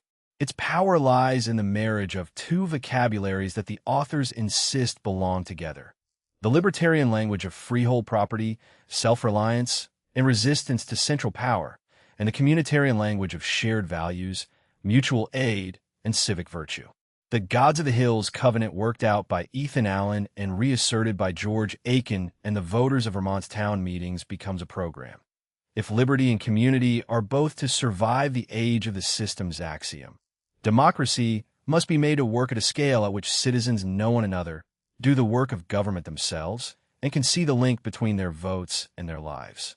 The book's central analytical contribution is the diagnosis of the system's axiom, the drive for the one best way, for uniform measurement, for administrative symmetry, as the enemy of both liberty and community. Its historical chapters show that Vermont's leapfrog over urban industrialism left it uniquely positioned for the information age. Its institutional chapters sketch in remarkable detail how the shires would be financed through a Canadian-style equalization system, governed by elected shire moots and councils, celebrated through shire citizenship, Shire Day, and the Shire Militia, and defended by a slim state government focused on the environment, civil rights, and world affairs. The treatment of land is the most impassioned. The freehold is not mere property, but the material foundation of the free citizen, and the state land use schemes that would convert it into social property are condemned as a return to Hudson Valley feudalism. The book has real limits. Its optimism about information technology, that the computer will serve community rather than surveillance, is stated more as an act of will than established fact, and its debt to the very teledemocracy critiques it half accepts is visible. The Shire Plan's guarantee that each shire has at least one legislative representative would require constitutional courage the Supreme Court has not consistently shown.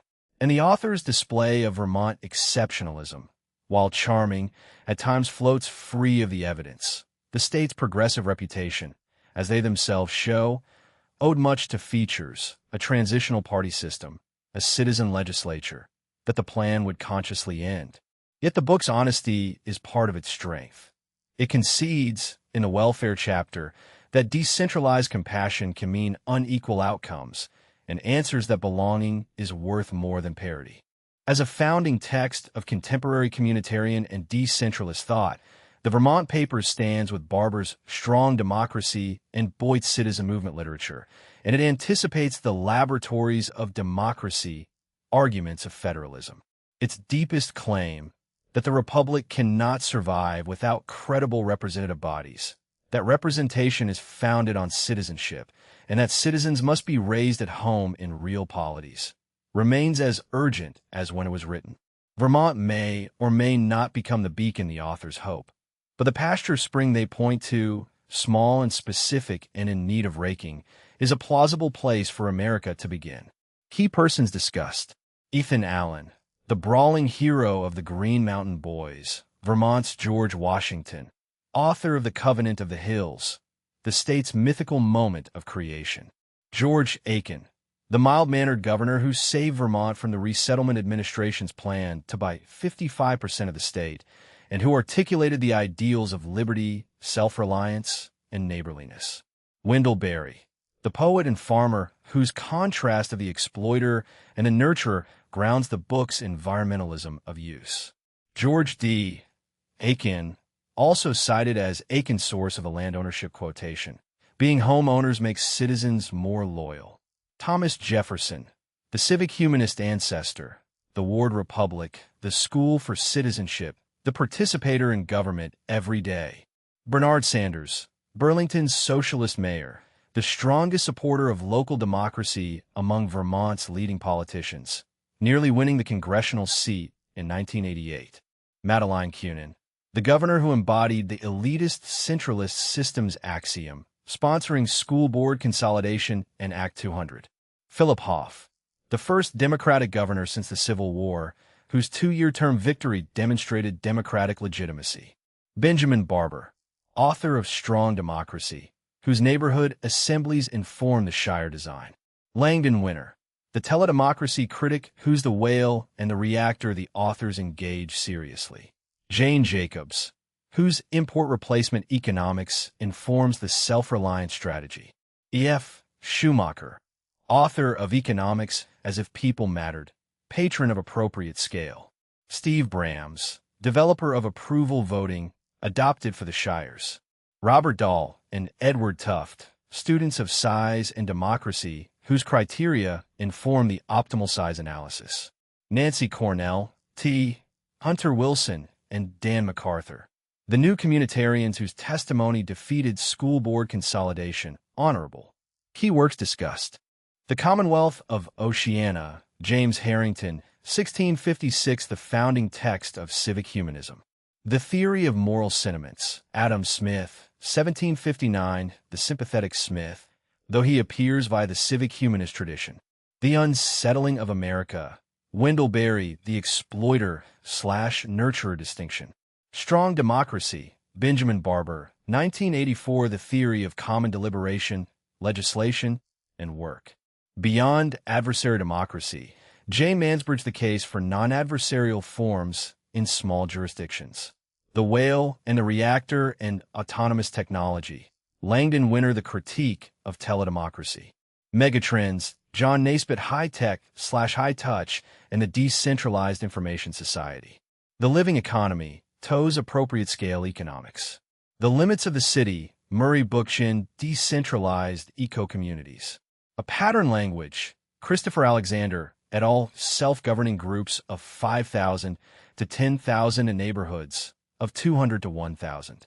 The Hill Country of Northern New England, Harold Fisher Wilson, The Protracted Autumn of Vermont's Dark Age. Speaking from Vermont, George Aiken, 1938, The Covenant and the Submarginal Land Fight. Strong Democracy and Habits of the Heart, Bella et al., The Republican Ethic and the Longing for Community. The Quest for Community, Robert Nisbet, The Formula for Community. Index of Key Concepts. Systems Axiom, The Drive for the One Best Way. Uniformity, Symmetry, Administrative Perfection. That is the enemy of democracy because it cannot abide variety. The book's central villain. Community Axiom, The Alternative, Technology and Politics Applied to Bring People Together at the Human Scale. Civic Humanism, the classical Republican ideal that virtue requires participation in public life as a freeholder, warrior, and citizen. The philosophical foundation of the Vermont tradition. Freehold property, the secure, widely distributed ownership in land on which civic autonomy rests. The mean and sure estate of the independent citizen. Town meeting, the school for citizenship, direct democracy in which every resident is a legislator, the institution the Shires are designed to restore. Shire, the new unit of general-purpose government, a bioregionally bounded cluster of towns of human scale, exercising reserved powers under the federal model. Shire Moot, the representative town meeting, the Shire's legislative body of elected reeves. Democracy Day, the constitutional state holiday on which town meetings and elections are held. A Beltane of citizenship. Shire's citizenship, full membership in the Shire community, taken by oath at Shire Day, required for voting in Shire elections, carrying civic responsibility. Federal model. The reversal of Vermont's unitary structure, delegated powers to the state, reserved powers to the shires. The state becomes the creature of its localities. Necessary and proper clause reversed the interpretive presumption, instructed to the courts in favor of the shires rather than the center. Representative tax system, RTS, the Canadian equalization device. The state guarantees each shire a standard revenue yield with a no-strings grant, preserving local fiscal autonomy. Approval voting, Bryan's non-adversarial election method, suited to the human scale. Environmental mediation and compensated regulation, land use tools that respect freehold property while protecting the environment. Import replacement, the Jane Jacobs principle of self-reliant economic development.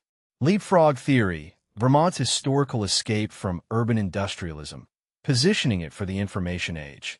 The Covenant of the Hills, liberty in the context of neighborliness. The values of Ethan Allen and George Aiken. Reading comprehension questions. What are the 7 principles the shires must integrate, and which 2, human policies local, planetary policies central, drive most of the book's policy chapters? Explain the difference between the systems axiom and the community axiom in Chapter 4, and give 3 concrete examples of the systems axiom at work in Vermont. How does the leapfrog theory explain Vermont's historical position, and what does it contribute to the author's argument? What are the 4 criteria of the optimal size analysis for direct democracy, and what range do the authors conclude is optimal? Describe the Canadian representative tax system and how it is adapted to Vermont in Chapter 10. Why does it preserve shire autonomy better than revenue sharing? What is the federal model for Vermont, and how is the necessary and proper clause reversed to favor the shires? Compare the Swiss and Mormon welfare systems.